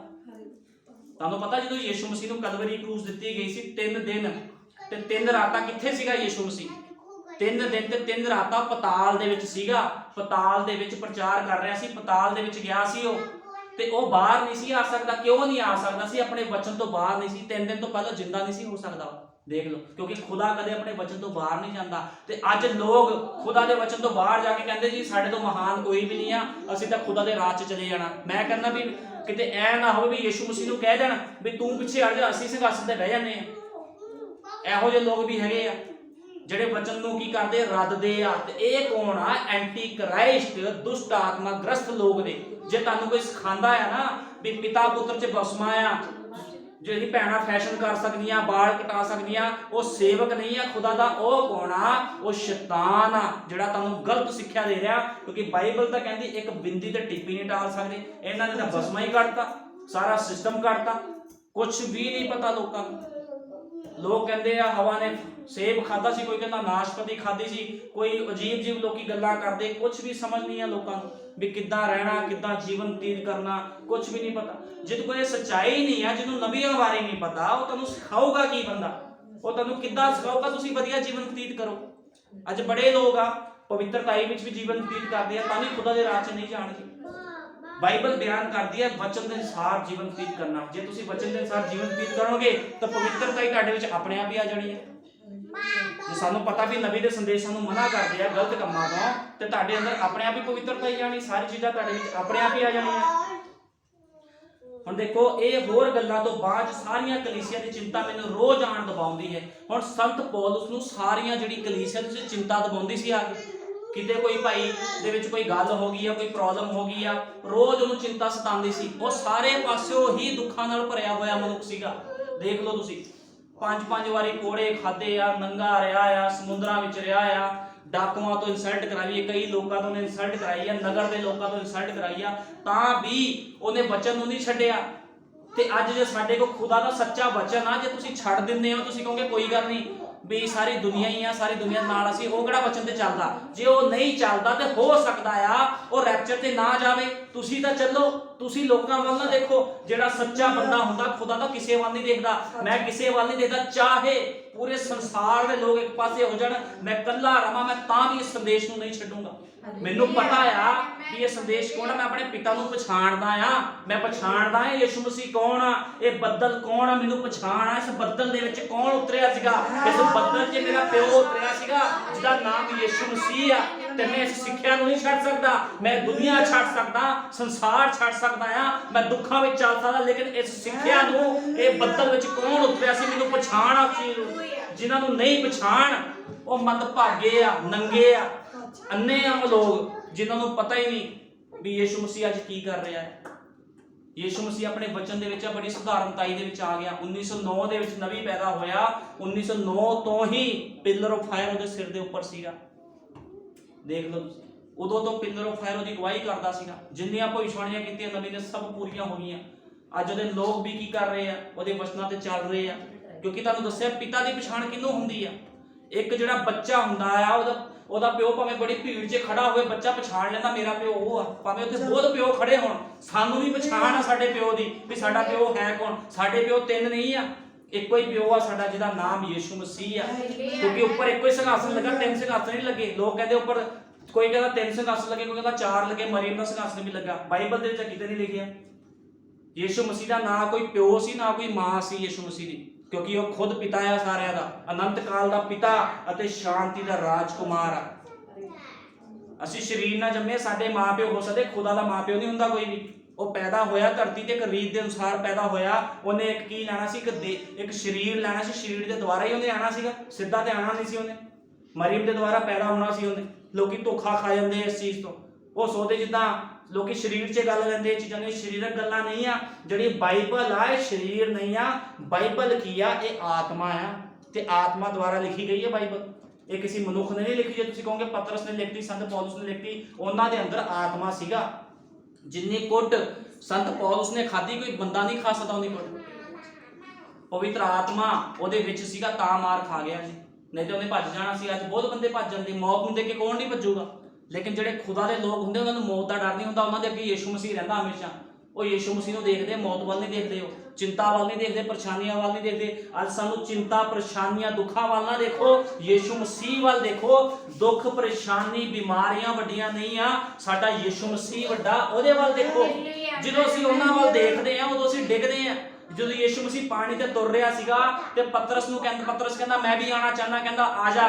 ਪਤਰਸ ਪਹਿਲਾਂ ਬੜੇ ਜੋਸ਼ ਨਾਲ ਗਿਆ। ਅੱਜ ਲੋਕ ਮਸੀਹ ਵਿੱਚ ਆਉਂਦੇ ਆ, ਬੜੇ ਜੋਸ਼ ਦੇ ਨਾਲ ਆਉਂਦੇ ਆ ਮਸੀਹ ਲਾਈਨ ਦੇ ਵਿੱਚ। ਹਾਂ ਆਓ ਪ੍ਰਭੂ ਏਦਾਂ, ਪ੍ਰਭੂ ਏਦਾਂ। ਜਦੋਂ ਚੱਲਣਾ ਪੈਂਦਾ ਸੰਸਾਰ ਨੂੰ ਦੇਖਦੇ ਉਹ ਡਿੱਗ ਜਾਂਦੇ। ਕਿਉਂ ਡਿੱਗਦੇ ਆ? ਯਿਸੂ ਮਸੀਹ ਵੱਲ ਨਹੀਂ ਤੱਕਦੇ। ਅੱਜ ਬਥੇਰੇ ਲੋਕ ਡਿੱਗ ਰਹੇ ਆ। ਕਿਉਂ ਡਿੱਗਦੇ ਆ? ਯਿਸੂ ਮਸੀਹ ਵੱਲ ਨਹੀਂ ਦੇਖਦੇ, ਉਹਦੇ ਵਚਨ ਵੱਲ ਨਹੀਂ ਦੇਖਦੇ, ਚਿੰਤਾ ਵੱਲ ਦੇਖਣ ਲੱਗ ਪੈਂਦੇ, ਮੁਸੀਬਤਾਂ ਵੱਲ। ਪ੍ਰਭੂ ਤੁਹਾਨੂੰ ਸਾਰੇ ਹੀ ਸਿਸਟਮ ਨੂੰ, ਸਾਡੇ ਪ੍ਰੋਬਲਮਾਂ ਨੂੰ ਦੇਖਦਾ ਆ। ਪ੍ਰਭੂ ਨੂੰ ਪਤਾ ਇਹਨੂੰ ਕਿਸ ਚੀਜ਼ ਦੀ ਲੋੜ ਆ। ਸਾਡੇ ਮੰਗਣ ਤੋਂ ਪਹਿਲਾਂ ਹੀ ਪਤਾ ਆ ਉਹਦੇ ਬੱਚੇ ਨੂੰ ਕਿਸ ਚੀਜ਼ ਦੀ ਲੋੜ ਆ। ਠੀਕ ਆ, ਅਸੀਂ ਮਨੁੱਖੀ ਸੁਭਾਅ 'ਚ ਆ, ਸਾਨੂੰ ਕਈ ਵਾਰ ਚਿੰਤਾ ਹੁੰਦੀ ਆ, ਫਿਕਰ ਹੁੰਦੀ ਆ, ਲੇਕਿਨ ਕੀ ਕਰੋ? ਜਦੋਂ ਤੁਹਾਨੂੰ ਕੋਈ ਦਿੱਕਤ ਲੱਗਦੀ, ਘੁਟਨੇ ਟੇਕੋ। ਲੋਕਾਂ ਦੇ ਕੋਲ ਨਾ ਜਾਓ, ਘੁਟਨੇ ਟੇਕੋ। ਪ੍ਰਭੂ ਤੁਹਾਡਾ ਸਾਰਾ ਹੀ ਹੱਲ ਕਰੂਗਾ, ਕਿਸੇ ਮਨੁੱਖ ਨੇ ਹੱਲ ਨਹੀਂ ਕਰਨਾ। ਮੈਂ ਤੁਹਾਨੂੰ ਦੱਸਿਆ ਵੀ ਪ੍ਰਭੂ ਹੱਲ ਕਰਦਾ, ਕੋਈ ਮਨੁੱਖ ਹੱਲ ਨਹੀਂ ਕਰਦਾ। ਜੇ ਸਾਡੇ ਕੋਲ ਸੱਚਾਈਆਂ ਪਹੁੰਚੀਆਂ, ਅਸੀਂ ਸੱਚਾਈ ਨੂੰ ਕਬੂਲ ਕੀਤਾ, ਕਿਸੇ ਮਨੁੱਖ ਨੂੰ ਕਬੂਲ ਨਹੀਂ ਕੀਤਾ। ਅਸੀਂ ਨਬੀ ਦੇ ਸੰਦੇਸ਼ ਨੂੰ ਕਬੂਲ ਕੀਤਾ ਆ। ਅਸੀਂ ਬ੍ਰਾਹਮਣਵਾਦੀ ਨਹੀਂ ਆ, ਜਿੱਦਾਂ ਲੋਕ ਕਹਿੰਦੇ ਜਿੱਦਾਂ ਬ੍ਰਾਹਮਣ ਨੂੰ ਮੰਨਦੇ ਆ ਹੈ। ਬ੍ਰਾਹਮਣਵਾਦੀ ਨਹੀਂ ਅਸੀਂ ਵਚਨਵਾਦੀ ਆ। ਅਸੀਂ ਵਚਨ ਨੂੰ ਮੰਨਦੇ ਆ, ਅਸੀਂ ਵਚਨ ਦੇ ਅਨੁਸਾਰ ਜੀਵਨ ਬਤੀਤ ਕਰਦੇ ਆ। ਤੇ ਜਿਹੜਾ ਨਹੀਂ ਮੰਨਦਾ ਉਹ ਫਿਰ ਲੇਖਾ ਦਊਗਾ ਆਪਣਾ ਜਾ ਕੇ ਆਪ। ਇਹਦੇ ਵਿੱਚ ਸਾਡੀ ਗਲਤੀ ਨਹੀਂ ਹੈ। ਸਾਡਾ ਕੰਮ ਆ, ਇੱਕ ਜਿਹੜਾ ਚੌਕੀਦਾਰ ਹੁੰਦਾ ਉਹਦਾ ਕੰਮ ਹੁੰਦਾ ਹੋਕਾ ਦੇਣਾ, ਜਾਗਦੇ ਰਹੋ। ਹੁਣ ਜਿਹੜਾ ਸੌਂਦਾ ਆ ਸੋਵੇ, ਉਹ 'ਚ ਹੁਣ ਅਸੀਂ ਥੋੜੀ ਕੁਝ ਕਰਾਂਗੇ, ਅਸੀਂ ਹੁਣ ਡਾਂਗ ਥੋੜੀ ਮਾਰਾਂਗੇ ਜਾ ਕੇ। ਸਾਡਾ ਕੰਮ ਆ ਦੱਸਣਾ ਵੀ ਉੱਥੇ ਕੀ ਆ, ਖਾਈ ਆ। ਹੁਣ ਜੇ ਉਹ ਜਾਣ ਬੁੱਝ ਕੇ ਜਾ ਰਿਹਾ ਆ ਤੇ ਸਾਡਾ ਕਸੂਰ ਨਹੀਂ ਆ ਫਿਰ ਉਹਦੇ ਵਿੱਚ। ਅਸੀਂ ਇਹਨੂੰ ਰੋਕ ਸਕਦੇ ਆ, ਇੱਕ ਵਾਰ ਰੋਕ ਸਕਦੇ, 2 ਵਾਰ ਰੋਕ ਸਕਦੇ ਵੀ ਉੱਥੇ ਖਾਈ ਆ। ਮਸੀਹ ਜੀਵਨ ਕੀ ਆ? ਮਸੀਹ ਜੀਵਨ ਸੰਸਾਰ ਤੋਂ ਮਰਨਾ ਆ। ਜਿਹੜਾ ਮਨੁੱਖ ਸੰਸਾਰ ਤੋਂ ਨਹੀਂ ਮਰਿਆ, ਸਮਝ ਲਓ ਗੜਬੜੀ ਆ। ਫਿਰ ਜਿੰਨੀ ਮਰਜ਼ੀ ਬਰਕਤਾਂ ਹੋਣ, ਜਿੰਨੇ ਮਰਜ਼ੀ ਲੱਖ ਦੀ ਗੱਡੀ ਖੜੀ ਹੋਵੇ ਉਹਦੇ ਘਰ 'ਚ, ਉਹ ਚਰਚ ਜਾਂਦਾ ਹੋਵੇ, ਦਸ਼ਮਾਂ ਦਿੰਦਾ ਹੋਵੇ, ਖੁਦਾ ਦੇ ਰਾਹ 'ਚ ਨਹੀਂ ਜਾਊਗਾ। ਜਿਹਨੇ ਯੀਸ਼ੂ ਮਸੀਹ ਦੇ ਨਾਮ 'ਚ ਬਸਮਾ ਨਹੀਂ ਲਿਆ, ਖੁਦਾ ਦੇ ਰਾਹ 'ਚ ਨਹੀਂ ਜਾਊਗਾ। ਮੈਂ ਕਲੀਅਰ ਇਸ ਗੱਲ ਨੂੰ ਕਹਿਣਾ, ਕੋਈ ਆ ਕੇ ਮੇਰੇ ਨਾਲ ਗੱਲ ਕਰਨੀ ਚਾਹਵੇ ਕਰ ਸਕਦਾ ਹੈ। ਯੀਸ਼ੂ ਮਸੀਹ ਦੇ ਰਾਹ 'ਚ ਨਹੀਂ ਜਾਊਗਾ। ਨਿਆਂ ਦੇ ਸਿੰਘਾਸਨ ਦੇ ਕੇ ਖੜੂਗਾ ਜਾ ਕੇ ਬੰਦਾ। ਯੀਸ਼ੂ ਮਸੀਹ ਦੇ ਰਾਹ 'ਚ ਉਹੀ ਜਾਊਗਾ ਜਿਹਨੇ ਬਸਮਾ ਲਿਆ ਤੇ ਵਚਨ ਦੇ ਅਨੁਸਾਰ ਜੀਵਨ ਬਤੀਤ ਕਰਦਾ। ਜਿਹੜਾ ਮਨੁੱਖ ਵਚਨ ਨੂੰ ਕੱਟੇ, ਉਹ ਖੁਦਾ ਦੇ ਰਾਹ 'ਚ ਕਿੱਦਾਂ ਜਾ ਸਕਦਾ? ਮੈਨੂੰ ਸਮਝਾਵੇ ਕੋਈ ਆ ਕੇ। ਵਚਨ ਨੂੰ ਅਸੀਂ ਕੱਟ ਰਹੇ ਆ, ਸਾਨੂੰ ਪਤਾ ਹੀ ਨਹੀਂ ਕਿਹੜਾ ਯੁੱਗ ਚੱਲ ਰਿਹਾ, ਕੀ ਪਾਪ ਹੋਇਆ ਸੀਗਾ। ਫਿਰ ਕਹਿੰਦੇ ਸੀ ਖੁਦਾ ਦੇ ਰਾਹ 'ਚ ਚਲੇ ਜਾਣਾ। ਬੜਾ ਸੌਖਾ ਪਿਆ ਖੁਦਾ ਦੇ ਰਾਹ 'ਚ ਜਾਣਾ। ਹਰਾਮ ਕਰੀਆਂ ਕਰੀ ਜਾਓ, ਭੰਗੜੇ ਪਾਈ ਜਾਓ, ਨੱਚੀ ਜਾਓ ਡੀਜੇ ਲਾ ਕੇ, ਤੇ ਖੁਦਾ ਤੁਹਾਨੂੰ ਲੈ ਜਾਊਗਾ ਚੱਕ ਕੇ ਵੀ ਆ ਜਾਓ ਜੀ, ਮੈਂ ਆਪਣੇ ਸਵਰਗਦੂਤ ਭੇਜਦਾ, ਤੁਸੀਂ ਭੰਗੜੇ ਬੜੇ ਪਾਏ ਸੀ, ਉੱਪਰ ਵੀ ਹੁਣ ਤੁਹਾਡੇ ਕੋਲ ਲੱਖ 28 ਕਰਾਉਂਗਾ। ਏਦਾਂ ਨਹੀਂ ਆ। ਨਰਕ ਦੇ ਵਿੱਚ ਲੱਖ 28 ਹੋਣਾ, ਉੱਥੇ ਸਜ਼ਾ ਮਿਲਣੀ ਚੀਜ਼ਾਂ ਦੀ। ਇਹ ਮਜ਼ਾਕ ਥੋੜੀ ਲੋਕਾਂ ਨੇ ਮਜ਼ਾਕ ਸਮਝ ਲਿਆ। ਕਈ ਲੋਕ ਕੀ ਕਰਦੇ, ਪ੍ਰਚਾਰ ਦੇ ਵਿੱਚ ਥੋੜਾ ਜਿਹਾ ਪ੍ਰਚਾਰ ਸੁਣਾ ਕੇ ਮਜ਼ਾਕ ਸ਼ੁਰੂ ਕਰ ਦਿੰਦੇ ਆ, ਲੋਕਾਂ ਨੂੰ ਹਸਾਉਂਦੇ ਆ। ਇਹ ਮਜ਼ਾਕ ਨਹੀਂ ਆ। ਯੀਸ਼ੂ ਮਸੀਹ ਨੇ ਕਿਹਾ ਮੇਰਾ ਵਚਨ ਠੱਠੇ ਕਰਨ ਵਾਲੀ ਚੀਜ਼ ਨਹੀਂ ਆ। ਠੱਠਿਆਂ 'ਚ ਨਹੀਂ ਤੁਸੀਂ ਵਚਨ ਨੂੰ ਉਡਾ ਸਕਦੇ। ਇਹ ਸਧਾਰਨਤਾਈ ਦਾ ਵਚਨ ਆ, ਲੇਕਿਨ ਮਾਰ ਦਿੰਦਾ ਆ। ਅੱਗ ਆ ਇਹਦੇ ਵਚਨ ਦੇ ਵਿੱਚ। ਇਸ ਅੱਗ ਦੇ ਵਿੱਚ ਕਿਹੜਾ ਬੰਦਾ ਰਹਿ ਸਕਦਾ? ਤਾਂ ਹੀ ਤਾਂ ਨਬੀ ਨੇ ਕਿਹਾ ਊੜਾ ਐੜਾ ਵੀ ਨਹੀਂ ਪਤਾ ਇਹਨਾਂ ਨੂੰ ABCD ਵੀ ਨਹੀਂ ਪਤਾ। ਲੋਕਾਂ ਨੂੰ ਤੁਹਾਨੂੰ ਕੀ ਸਿਖਾਓਗੇ? ਅਸੀਂ ਕਹਿੰਦੇ ਜੀ ਬੜਾ ਵੱਡਾ ਪਾਸਟਰ ਵੱਡੀ ਹੀਲਿੰਗ ਕਰ ਰਿਹਾ ਹੈ। ਹੀਲਿੰਗ ਕਰ ਰਿਹਾ, ਉਹਦੀ ਸਾਮਰਥ ਦੇ ਦੁਆਰਾ ਕਰ ਰਿਹਾ ਹੈ, ਉਹ ਗੱਲ ਅਲੱਗ ਆ। ਕੀ ਵਚਨ ਦੇ ਅਨੁਸਾਰ ਜੀਵਨ ਬਤੀਤ ਕਰਦਾ? ਕੀ ਸੰਸਾਰ ਤੋਂ ਮਰਿਆ? ਕੀ ਯੀਸ਼ੂ ਮਸੀਹ ਦੇ ਬਸਮੇ ਬਾਰੇ ਉਹਨੂੰ ਗਿਆਨ ਹੈਗਾ ਆ? ਕੀ ਉਹਨੂੰ ਨਬੀ ਬਾਰੇ ਪਤਾ ਵੀ ਅਸਲ ਨਬੀ ਕੌਣ? ਜੇ ਨਹੀਂ ਪਤਾ ਤੇ ਸਮਝ ਲਓ ਸਿੱਖਿਆ ਗਲਤ ਆ, ਐਂਟੀ ਕ੍ਰਾਈਸਟ ਦੀ ਸਿੱਖਿਆ। ਫਿਰ ਉਹ ਗਲਤ ਸਿੱਖਿਆ ਵਿੱਚ ਮਨੁੱਖ ਆ। ਕਿੱਦਾਂ ਸੰਤ ਪੌਲਸ ਨੇ ਦੁੱਖ ਝੱਲਿਆ, ਕੀ ਅਸੀਂ ਦੁੱਖ ਝੱਲ ਸਕਦੇ ਹਾਂ? ਅੱਜ ਪ੍ਰਭੂ ਨੇ ਸਾਨੂੰ ਬਹੁਤ ਸਾਨੂੰ ਫਾਇਦੇ ਕੀਤੇ ਹੋਏ। ਪ੍ਰਭੂ ਨੇ ਸਾਨੂੰ ਇੰਨੇ ਦੁੱਖ ਝੱਲਣ ਦੀ ਲੋੜ ਨਹੀਂ, ਸਾਨੂੰ ਮਾਰਾ ਖਾਣ ਦੀ ਲੋੜ ਨਹੀਂ ਆ। ਵਿਸ਼ਵਾਸ ਤਾਂ ਕਰੋ ਘੱਟ ਤੋਂ ਘੱਟ। ਲੋਕ ਵਿਸ਼ਵਾਸ ਵੀ ਨਹੀਂ ਕਰਦੇ। ਜੇ ਕੋਈ ਸੇਵਕ ਵਚਨ ਦੱਸਦਾ, ਲੋਕ ਗੁੱਸਾ ਕਰਦੇ ਆ ਜੀ, ਮੈਨੂੰ ਏਦਾਂ ਕਹਿਤਾ ਮੈਂ ਉਸ ਚਰਚ ਚੱਲ ਜਾਊਂਗਾ। ਮੈਂ ਤੁਹਾਨੂੰ ਦੱਸ ਰਿਹਾ, ਪਵਿੱਤਰ ਆਤਮਾ ਨੇ ਅੱਗੇ ਖੜ ਜਾਣਾ। ਜਿੱਦਾਂ ਬਲਿਆਮ ਦੇ ਅੱਗੇ ਪਵਿੱਤਰ ਆਤਮਾ ਖੜ ਗਿਆ ਸੀ ਆ ਕੇ। ਜਦੋਂ ਉਹਦੀ ਗਦੀ ਦੇ ਉੱਪਰ ਬਲਿਆਮ ਬੈਠਾ ਸੀਗਾ ਤੇ ਕੀ ਹੋਇਆ? ਬਲਿਆਮ ਨੇ ਦੇਖਿਆ ਨਹੀਂ ਉਹਨੂੰ, ਕਿਉਂਕਿ ਕੀ ਦੇਖ ਰਿਹਾ ਸੀ? ਉਹ ਹੀਰੇ ਮੋਤੀ ਜਵਾਹਰਾਤ ਦੇਖ ਰਿਹਾ ਸੀ ਵੀ ਮੈਂ ਉਸ ਮੁਆਬ ਦੇ ਰਾਜੇ ਕੋਲ ਜਾਊਂਗਾ, ਮੈਨੂੰ ਸ਼ੋਹਰਤ ਮਿਲਣੀ ਆ, ਮੈਨੂੰ ਪੱਤ ਮਿਲਣੀ ਆ ਬੜੀ ਵੱਡੀ। ਲੇਕਿਨ ਪਵਿੱਤਰ ਆਤਮਾ, ਅੱਜ ਲੋਕ ਪਵਿੱਤਰ ਆਤਮਾ ਨੂੰ, ਲੋਕੀ ਇਸ ਵਚਨ ਨੂੰ ਨਹੀਂ ਦੇਖ ਰਹੇ। ਲੋਕੀ ਕਿਸ ਦੇਖ ਰਹੇ ਆ? ਬਰਕਤਾਂ, ਕੈਨੇਡਾ, ਅਮਰੀਕਾ, ਇਹ ਚੀਜ਼ਾਂ ਦੇਖ ਰਹੇ ਆ। ਇਹਦਾ ਕੋਈ ਲਾਭ ਨਹੀਂ ਆ। ਵਚਨ ਦੇ ਅਨੁਸਾਰ ਜੀਵਨ ਬਤੀਤ ਕਰੋ, ਖੁਦਾ ਦੇ ਵਚਨ ਨੂੰ ਦੇਖੋ, ਤਾਂ ਅਸੀਂ ਖੁਦਾ ਦੇ ਕੋਲ ਜਾਵਾਂਗੇ। ਅੱਜ ਲੋਕਾਂ ਦੇ ਸਿਸਟਮ ਇਹ ਹੋ ਗਏ ਆ, ਬਲਿਆਮ ਵਰਗੇ ਸਿਸਟਮ ਹੋ ਗਏ ਆ। ਅੱਜ ਲੋਕਾਂ ਨੇ ਬਲਿਆਮ ਦੀ ਸਿੱਖਿਆ ਧਾਰ ਲਈ ਆ। ਲੋਕੀ ਵਚਨ ਥੋੜੀ ਦੇਖ ਰਹੇ ਆ ਖੁਦਾ ਦਾ। ਲੋਕਾਂ ਨੂੰ ਬਰਕਤਾਂ ਦਿਖਦੀਆਂ ਆ, ਤੇ ਬਰਕਤਾਂ ਕੀ ਆ? ਬਰਕਤਾਂ ਠੀਕ ਆ, ਲੇਕਿਨ ਖੁਦਾ ਦੇ ਵਚਨ ਦੇ ਵਿੱਚ ਚੱਲਣਾ ਵੀ ਜ਼ਰੂਰੀ ਆ। ਕੱਲੀ ਬਰਕਤਾਂ ਜ਼ਰੂਰੀ ਨਹੀਂ ਆ, ਪੈਸਾ ਜ਼ਰੂਰੀ ਨਹੀਂ ਆ। ਜੇ ਸਾਰਾ ਪੈਸਾ ਤੁਸੀਂ ਕਮਾ ਲਿਆ, ਪੂਰੀ ਦੁਨੀਆ ਕਮਾ ਲਈ, ਤੁਹਾਡਾ ਜੀਵਨ ਨਾਸ਼ ਹੋ ਗਿਆ, ਤੇ ਫਾਇਦਾ ਕੀ ਆ? ਤੁਹਾਨੂੰ ਪਤਾ ਨਰਕ ਦੀ ਅੱਗ ਕਿੱਦਾਂ ਦੀ ਹੈ? ਨਰਕ ਦੇ ਵਿੱਚ ਲੋਕ ਚੀਕਾਂ ਮਾਰਦੇ ਆ, ਉੱਥੇ ਜਾ ਕੇ ਕੋਈ ਬੰਦਾ ਵਾਪਸ ਨਹੀਂ ਆ ਸਕਦਾ। ਨਰਕ ਹੀ ਇਹੋ ਜਿਹੀ ਜਗ੍ਹਾ ਆ ਜਿਹਦੇ ਵਿੱਚ ਜਾ ਕੇ ਕੋਈ ਵਾਪਸ ਨਹੀਂ ਆ ਸਕਦਾ। ਯੂਨਾਨ ਨਬੀ ਮੱਛੀ ਦੇ ਪੇਟ ਚੋਂ ਵਾਪਸ ਆ ਗਿਆ ਸੀਗਾ, ਕਿਉਂਕਿ ਉਹ ਖੁਦਾ ਦੇ ਵਿੱਚ ਸੀਗਾ, ਉਹਨੇ ਤੌਬਾ ਕੀਤੀ ਸੀਗੀ, ਗਲਤੀ ਦੀ ਮਾਫੀ ਮੰਗੀ ਸੀ। ਲੇਕਿਨ ਜੇ ਕੋਈ ਮਨੁੱਖ ਮਰਦਾ ਆ, ਨਰਕ ਵਿੱਚ ਜਾਂਦਾ, ਵਾਪਸ ਨਹੀਂ ਆਵੇਗਾ। ਉਹ ਭਾਵੇਂ ਜਿੰਨੀਆਂ ਮਰਜ਼ੀ ਚੀਕਾਂ ਮਾਰੇ, ਮੈਨੂੰ ਬਚਾ ਲਾ ਪ੍ਰਭੂ, ਮੈਂ ਏਦਾਂ ਕਰੂੰਗਾ, ਏਦਾਂ ਕਰੂੰਗੀ, ਨਹੀਂ ਵਾਪਸ ਆਊਗਾ। ਕਿਉਂਕਿ ਇਹ ਜੀਵਨ ਇੱਕ ਵਾਰ ਮਿਲਦਾ ਆ। ਇਹ ਕੋਈ 84 ਲੱਖ ਜੂਨੀਆਂ ਨਹੀਂ ਆ ਬਾਬਿਆਂ ਦੀ ਵੀ ਤੁਹਾਨੂੰ ਕੋਈ ਭੁਲੇਖੇ ਵਿੱਚ ਪਾਵੇ ਤੁਸੀਂ ਫਿਰ ਜਨਮ ਲੈ ਲਓਗੇ। ਇੱਕੋ ਹੀ ਜਨਮ ਮਿਲਦਾ ਆ। ਇੱਕ ਵਾਰ ਹੀ ਅਸੀਂ ਇਸ ਧਰਤੀ ਤੇ ਆਏ ਆ, ਸਾਨੂੰ ਤੋਬਾ ਕਰਨ ਦੀ ਲੋੜ ਆ। ਸੰਤ ਪੌਲੁਸ ਦੇ ਦੁੱਖਾਂ ਨੂੰ ਦੇਖੋ ਤੇ ਆਪਣੇ ਵੱਲ ਦੇਖੋ ਵੀ ਕੀ ਅਸੀਂ ਉਹਦੇ ਵਾਂਗੂ ਦੁੱਖ ਝੱਲਿਆ। ਇੱਕ ਦੁੱਖ ਵੀ ਨਹੀਂ ਝੱਲ ਸਕਦੇ ਅਸੀਂ। ਸਾਡੇ ਕੋਲ ਤਾਂ ਪ੍ਰਾਰਥਨਾ ਨਹੀਂ ਹੁੰਦੀ, ਚਰਚ ਨਹੀਂ ਜਾਇਆ ਜਾਂਦਾ, ਸਹੀ ਜੀਵਨ ਨਹੀਂ ਬਤੀਤ ਕੀਤਾ ਜਾਂਦਾ। ਸਾਨੂੰ ਇਹ ਹੀ ਨਹੀਂ ਪਤਾ ਵੀ ਖੁਦਾ ਦੇ ਕੰਮ ਕਿੱਦਾਂ ਕਰਨੇ ਆ। ਸਾਨੂੰ ਇਹ ਨਹੀਂ ਪਤਾ ਖੁਦਾ ਦੇ ਘਰ 'ਚ ਦਾਨ ਦਸ਼ਮਾਸ਼ ਦੇਣਾ, ਉਹਦੀ ਮਦਦ ਕਰਨੀ ਆ, ਪ੍ਰਭੂ ਦੇ ਕੰਮਾਂ 'ਚ ਅੱਗੇ ਵਧਣਾ, ਅਸੀਂ ਕੀ ਕਰਨਾ ਸਾਨੂੰ ਕੁਝ ਵੀ ਨਹੀਂ ਪਤਾ। ਸਾਨੂੰ ਇਹ ਪਤਾ ਬਰਕਤ ਮਿਲਣੀ ਚਾਹੀਦੀ ਬਸ। ਬਰਕਤ ਮਿਲਣ ਦੇ ਨਾਲ ਤੁਸੀਂ ਇੱਥੇ ਹੀ ਰਹਿ ਜਾਓਗੇ। ਬਰਕਤ ਤਾਂ ਠੀਕ ਆ, ਪ੍ਰਭੂ ਬਰਕਤਾਂ ਵੀ ਦਿੰਦਾ, ਆਸ਼ੀਸ਼ਾਂ ਵੀ ਦਿੰਦਾ, ਲੇਕਿਨ ਸਾਨੂੰ ਸਭ ਤੋਂ ਜ਼ਿਆਦਾ ਲੋੜ ਆ ਨਬੀ ਦੇ ਵਚਨ ਦੇ ਅਨੁਸਾਰ ਜੀਵਨ ਬਤੀਤ ਕਰਨ ਦੀ ਲੋੜ ਆ ਸਾਨੂੰ ਅੱਜ। ਉਹਦੇ ਵਚਨ ਦੇ ਅਨੁਸਾਰ ਜੀਵਨ ਬਤੀਤ ਕਰੋ। ਲੂਕਾ 15 ਦੀ ਕੱਢਾਂਗੇ। ਲੂਕਾ 15 ਦੀ 1। ਲੂਕਾ 15 ਵਿੱਚ 1 ਵਿੱਚ ਲਿਖਿਆ, ਕਹਿੰਦਾ ਸਭ ਮਸੂਲੀਏ ਅਤੇ ਪਾਪੀ ਉਸ ਦੀ ਸੁਣਨ ਲਈ ਉਸ ਦੇ ਨੇੜੇ ਆਉਂਦੇ ਸਨ ਅਤੇ ਫਰੀਸੀ ਅਤੇ ਗ੍ਰੰਥੀ ਦੋਵੇਂ ਬੁੜਬੁੜਾ ਕੇ ਬੋਲੇ, ਇਹ ਤਾਂ ਪਾਪੀਆਂ ਨੂੰ ਕਬੂਲ ਕਰਦਾ ਹੈ। ਹੁਣ ਯੀਸ਼ੂ ਮਸੀਹ ਜਦੋਂ ਪ੍ਰਚਾਰ ਕਰਦਾ ਸੀ, ਉਹਦੇ ਕੋਲ ਪਤਾ ਕੌਣ ਲੋਕ ਆਉਂਦੇ ਸੀਗੇ? ਪਾਪੀ ਮਨੁੱਖ ਆਉਂਦੇ ਸੀ, ਮਸੂਲੀਏ ਬਿਆਜੀ ਆਉਂਦੇ ਸੀ ਉਹਦੇ ਕੋਲ ਹੈ। ਤੇ ਜਿਹੜੇ ਉਸ ਸਮੇਂ ਦੇ ਪਾਸਟਰ ਲੋਕ ਸੀਗੇ ਉਹ ਕਹਿੰਦੇ ਸੀ ਲੈ ਇਹ ਤਾਂ ਪਾਪੀਆਂ ਨੂੰ ਗੱਲਾਂ ਕਰਦਾ, ਪਾਪੀਆਂ ਨਾਲ ਖਾਂਦਾ ਬੈਠਦਾ ਆ। ਕੀ ਸੀਗਾ ਉਹਨਾਂ ਅੰਦਰ? ਗਿਆਨ ਭਰਿਆ ਸੀਗਾ। ਵਚਨ ਨੂੰ ਥੋੜੀ ਦੇਖ ਰਹੇ ਸੀਗੇ ਵੀ ਯੀਸ਼ੂ ਮਸੀਹ ਵਚਨ ਦੇ ਅਨੁਸਾਰ ਕੰਮ ਕਰ ਰਿਹਾ, ਕੁਛ ਨਹੀਂ ਸੀ ਦੇਖ ਰਹੇ। ਤਾਂ ਉਸਨੇ ਉਹਨਾਂ ਨੂੰ ਇਹ ਦ੍ਰਿਸ਼ਟਾਂਤ ਦੇ ਕੇ ਆਖਿਆ, ਤੁਸਾਂ ਵਿੱਚੋਂ ਕਿਹੜਾ ਮਨੁੱਖ ਹੈ ਜਿਸ ਦੇ ਕੋਲ 100 ਭੇਡਾਂ ਹੋਣ ਅਤੇ ਉਹਨਾਂ ਵਿੱਚੋਂ ਇੱਕ ਗਵਾਚ ਜਾਵੇ ਤਾਂ ਉਹਨਾਂ ਨੂੰ 99 ਨੂੰ ਉਜਾੜ ਵਿੱਚ ਛੱਡ ਕੇ ਉਹ ਗਵਾਚੀ ਹੋਈ ਦੀ ਭਾਲ ਵਿੱਚ ਨਾ ਜਾਵੇ ਜਦ ਤਾਈਂ ਉਸ ਨੂੰ ਨਾ ਲੱਭੇ। ਕਹਿੰਦਾ ਕਿਹੜਾ ਮਨੁੱਖ ਆ ਇਹੋ ਜਿਹਾ ਵੀ 100 ਭੇਡਾਂ ਹੋਣ, ਇੱਕ ਗਵਾਚ ਜਾਵੇ ਤਾਂ 99 ਨੂੰ ਛੱਡ ਕੇ ਇੱਕ ਦੇ ਕੋਲ ਨਾ ਜਾਵੇ। 99 ਨੂੰ ਕਿਉਂ ਛੱਡ ਗਿਆ? ਕਿਉਂਕਿ ਉਹ ਸੇਫਟੀ ਦੇ ਵਿੱਚ ਸੀਗੀ। ਇਸ ਕਰਕੇ ਇੱਕ ਦੇ ਕੋਲ ਕਿਉਂ ਪ੍ਰਭੂ ਜਾ ਰਿਹਾ, ਕਿਉਂ ਜਾਂਦਾ ਆ ਆਪਣੀ ਭੇਡ ਨੂੰ ਲੱਭਣ? ਵੀ ਇਹ ਗਵਾਚੀ ਹੋਈ ਹੈ, ਕਿਤੇ ਇਹਨੂੰ ਕੋਈ ਜਾਨਵਰ ਭਖ ਨਾ ਲਵੇ, ਇਹਨੂੰ ਸ਼ੈਤਾਨ ਖਾ ਨਾ ਲਵੇ। ਅੱਜ ਜੇ ਕੋਈ ਮਨੁੱਖ ਪਾਪ ਦੇ ਵਿੱਚ ਆ ਤੇ ਪ੍ਰਭੂ ਉਹਦੇ ਨਾਲ ਆ, ਉਹਦੇ ਪਿੱਛੇ ਆ। ਪ੍ਰਭੂ ਉਹਨੂੰ ਕਹਿ ਰਿਹਾ ਵਾਪਸ ਆ ਜਾ, ਇਸ ਤੋਂ ਪਹਿਲਾਂ ਵੀ ਤੇਰੇ ਜੀਵਨ ਦੇ ਸਾਹ ਮੁੱਕ ਜਾਣ, ਵਾਪਸ ਆ ਜਾ। ਇਸ ਸਿੱਖਿਆ ਵਿੱਚ, ਐਂਡ ਟਾਈਮ ਮੈਸੇਜ ਦੀ ਸੇਵਕਾਈ ਵਿੱਚ, ਵਚਨ ਦੇ ਵਿੱਚ ਅਨੁਸਾਰ ਜੀਵਨ ਬਤੀਤ ਕਰਨ ਵਿੱਚ ਵਾਪਸ ਆ ਜਾ। ਅੱਜ ਬਹੁਤ ਲੋਕ ਭਟਕੇ ਹੋਏ ਆ, ਪ੍ਰਭੂ ਉਹਨਾਂ ਨੂੰ ਬੁਲਾ ਰਿਹਾ ਆ। ਔਰ ਜਾਂ ਲੱਭ ਪਵੇ ਤਾਂ ਖੁਸ਼ੀ ਨਾਲ ਆਪਣੀਆਂ ਮੋਢਿਆਂ ਉੱਤੇ ਰੱਖ ਲੈਂਦਾ ਹੈ ਅਤੇ ਘਰ ਜਾ ਕੇ ਆਪਣੇ ਮਿੱਤਰਾਂ ਗੁਆਂਢੀਆਂ ਨੂੰ ਕੀ ਕਹਿੰਦਾ ਆ? ਖੁਸ਼ੀ ਮਨਾਓ, ਮੇਰੀ ਗਵਾਚੀ ਹੋਈ ਭੇਡ ਲੱਭ ਗਈ। ਤੁਹਾਨੂੰ ਪਤਾ ਜਦੋਂ ਕੋਈ ਪਾਪੀ ਮਨੁੱਖ ਪ੍ਰਭੂ ਦੇ ਕੋਲ ਆਉਂਦਾ, ਸਵਰਗਦੂਤ ਖੁਸ਼ੀ ਮਨਾਉਂਦੇ ਆ, ਖੁਸ਼ੀ ਮਨਾਉਂਦੇ ਸਵਰਗਦੂਤ ਵੀ। ਤੁਹਾਨੂੰ ਪਤਾ ਇੱਕ ਮਨੁੱਖ ਦੀ ਕੀਮਤ ਨਬੀ ਨੇ ਕਿਹਾ 10,000 ਸੰਸਾਰ ਤੋਂ। ਦੇਖ ਲਓ ਕਿੰਨਾ ਬਹੁਮੁੱਲਾ ਹੈ, ਕਿੰਨਾ ਜ਼ਿਆਦਾ ਮੁੱਲ ਹੈ ਇੱਕ ਮਨੁੱਖ ਦੀ ਜਾਨ ਦੀ ਕੀਮਤ ਦਾ। ਇਸ ਕਰਕੇ ਪ੍ਰਭੂ ਕਹਿੰਦਾ ਹੈ ਵੀ ਆਪਣੇ ਆਪਣੇ ਪਾਪਾਂ ਨੂੰ ਛੱਡ ਦਿਓ, ਮੇਰੇ ਕੋਲ ਆਓ। ਲੇਕਿਨ ਅੱਜ ਲੋਕ ਆਪਣੀਆਂ ਮਰਜ਼ੀਆਂ ਕਰ ਰਹੇ ਆ ਬਲਿਆਮ ਵਰਗੂ। ਪ੍ਰਭੂ ਦਾ ਆਤਮਾ ਨਹੀਂ ਦਿਖ ਰਿਹਾ ਉਹਨਾਂ ਨੂੰ ਬਰਕਤਾਂ ਦਿਖ ਰਹੀਆਂ ਜਿੱਦਾਂ ਬਲਿਆਮ ਨੂੰ ਬਰਕਤਾਂ ਦਿਖਦੀਆਂ ਸੀਗੀਆਂ ਵੀ ਮੈਨੂੰ ਬੜੀ ਵੱਡੀ ਪੱਤ ਮਿਲ ਜਾਣੀ ਹੈ, ਵੱਡਾ ਮੈਨੂੰ ਰਾਜ ਪਾਠ ਮਿਲਣਾ, ਮੇਰੀ ਬੜਾ ਨਾਮ ਹੋ ਜਾਣਾ। ਲੋਕੀ ਆਹ ਚੀਜ਼ਾਂ ਭਾਲ ਰਹੇ ਆ, ਵਚਨ ਨੂੰ ਥੋੜੀ ਭਾਲਦੇ ਆ ਅੱਜ ਲੋਕ ਸੰਸਾਰੀ ਚੀਜ਼ਾਂ ਨੂੰ ਭਾਲਦੇ ਆ। ਕਹਿੰਦਾ ਜੋ ਆਪਣੀ ਗਵਾਚੀ ਹੋਈ ਭੇਡ ਲੱਭੀ, ਮੈਂ ਤੁਹਾਨੂੰ ਆਖਦਾ ਹਾਂ ਇਸੇ ਤਰ੍ਹਾਂ ਸਵਰਗ ਵਿੱਚ ਇੱਕ ਤੋਬਾ ਕਰਨ ਵਾਲੇ ਪਾਪੀ ਦੇ ਕਾਰਨ 99 ਧਰਮੀਆਂ ਨਾਲੋਂ ਜਿਨ੍ਹਾਂ ਨੂੰ ਤੋਬਾ ਕਰਨ ਦੀ ਲੋੜ ਨਹੀਂ ਖੁਸ਼ੀ ਹੋਵੇਗੀ। ਦੇਖ ਲਓ ਬਾਈਬਲ ਕੀ ਬਿਆਨ ਕਰ ਰਹੀ ਹੈ।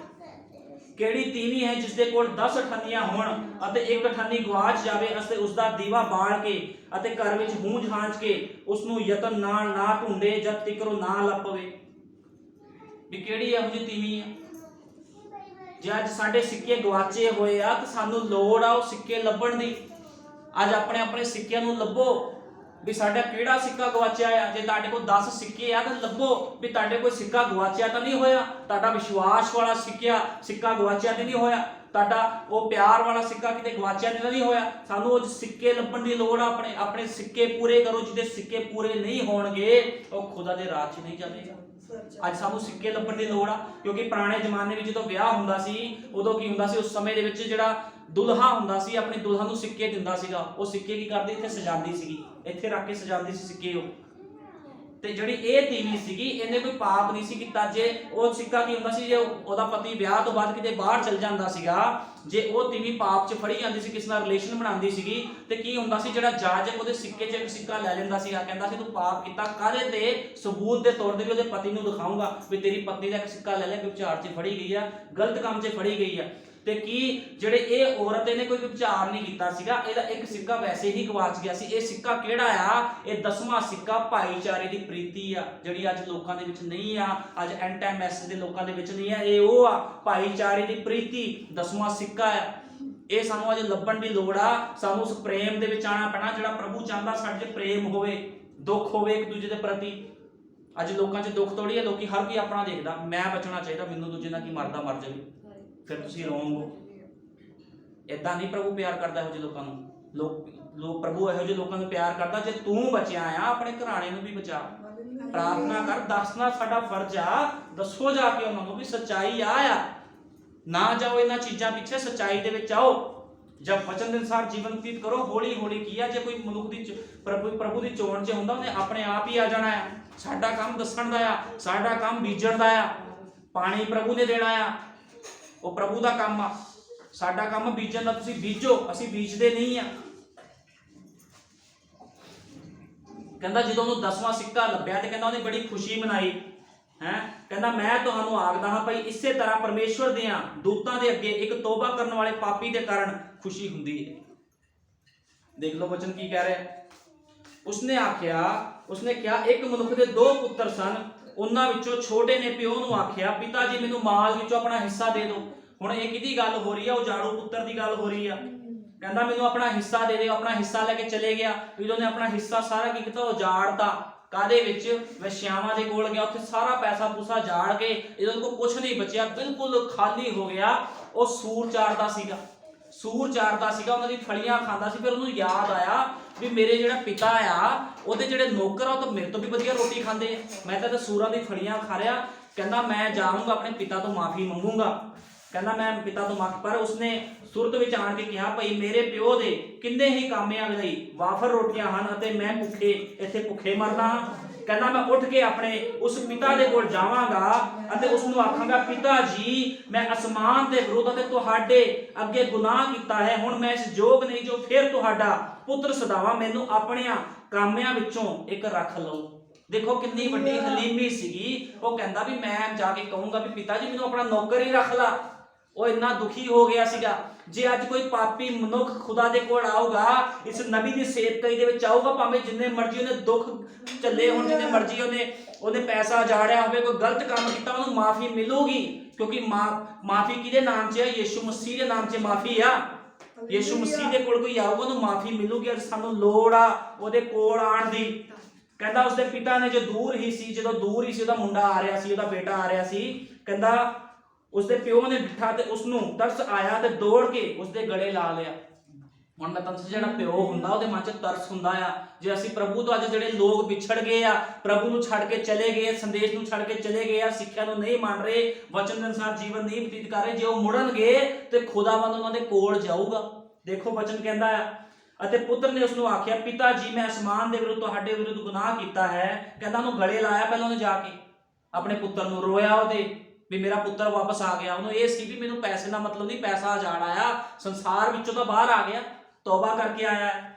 ਕਹਿੰਦਾ ਇਸ ਯੋਗ ਨਹੀਂ ਮੈਂ ਤੁਹਾਡਾ ਪੁੱਤਰ ਸਦਾਵਾਂ। ਪਰ ਪਿਤਾ ਨੇ ਆਪਣੇ ਨੌਕਰਾਂ ਨੂੰ ਕਿਹਾ ਕਿ ਸਭ ਤੋਂ ਚੰਗੇ ਵਸਤਰ ਛੇਤੀ ਨਾਲ ਕੱਢ ਕੇ ਲਿਆਓ। ਹੁਣ ਦੇਖੋ ਜਦੋਂ ਪਾਪੀ ਮਨੁੱਖ ਖਾਂਦਾ, ਪ੍ਰਭੂ ਕੀ ਦਿੰਦਾ? ਪਵਿੱਤਰਤਾ ਦੇ ਵਸਤਰ ਦਿੰਦਾ ਉਹਨੂੰ। ਛੇਤੀ ਕੱਢ ਕੇ ਲਿਆਓ। ਕਹਿੰਦਾ ਪਹਿਨਾਓ, ਹੱਥ ਵਿੱਚ ਅੰਗੂਠੀ ਪਾਓ, ਪੈਰ ਜੁੱਤੀ ਪਾਓ ਅਤੇ ਪਹਿਲਾ ਕਹਿੰਦਾ ਪਾਲਿਆ ਹੋਇਆ ਬੱਚਾ ਕੱਟੋ, ਕਿਉਂ ਅਸੀਂ ਖਾਈਏ ਤੇ ਖੁਸ਼ੀ ਮਨਾਈਏ। ਦੇਖੋ ਕਿੰਨੀ ਖੁਸ਼ੀ ਹੋਈ ਉਹਦੇ ਪਿਤਾ ਨੂੰ ਜਦੋਂ ਇੱਕ ਪਾਪੀ ਮਨੁੱਖ ਉਹਦਾ ਪੁੱਤਰ ਆ ਰਿਹਾ, ਤੇ ਯੀਸ਼ੂ ਮਸੀਹ ਨੂੰ ਕਿੰਨੀ ਖੁਸ਼ੀ ਹੁੰਦੀ ਹੋਣੀ ਆ, ਉਹਦੇ ਦੂਤਾਂ ਨੂੰ ਕਿੰਨੀ ਖੁਸ਼ੀ ਹੁੰਦੀ ਹੋਣੀ ਜਦੋਂ ਇੱਕ ਪਾਪੀ ਮਨੁੱਖ ਖੁਦਾ ਦੀ ਸੇਵਕਾਈ ਦੇ ਵਿੱਚ ਆਂਦਾ ਆ, ਉਹਦੇ ਚਰਨਾਂ ਵਿੱਚ ਆ ਕੇ ਗਿਰਦਾ ਆ, ਗਲਤ ਜੀਵਨ ਨੂੰ ਛੱਡਦਾ ਆ। फिर देखो जो वड्डा पुत्र सी खेत विच सी, जां वो आण के घर दे नेड़े अपने आता गाउण ते वजाउण दी आवाज़ सुनी। हुण जिहड़ा उहदा पुत्र सी जिहड़ा आग्याकारी करदा सी, देखिया भी बड़े भंगड़े पै रहे, बड़ी खुशी मनाई जा रही, भी होया की आ। अपने नौकरां नूं कहंदा भी की होया की? कहंदा तेरा भरा आया छोटा वापस। वो जाके की होया, उसने आख्या तेरा भरा आया है ते तेरे प्यो दे पालिया होया बच्चा कट्टिया है, इसलिए जो तू भला चंगा पाया। पर वो गुस्से होया ते अंदर जाके उसनूं उसदा जी ना कीता। सो उसका प्यो बाहर आण के उसनूं मनाउण लगा।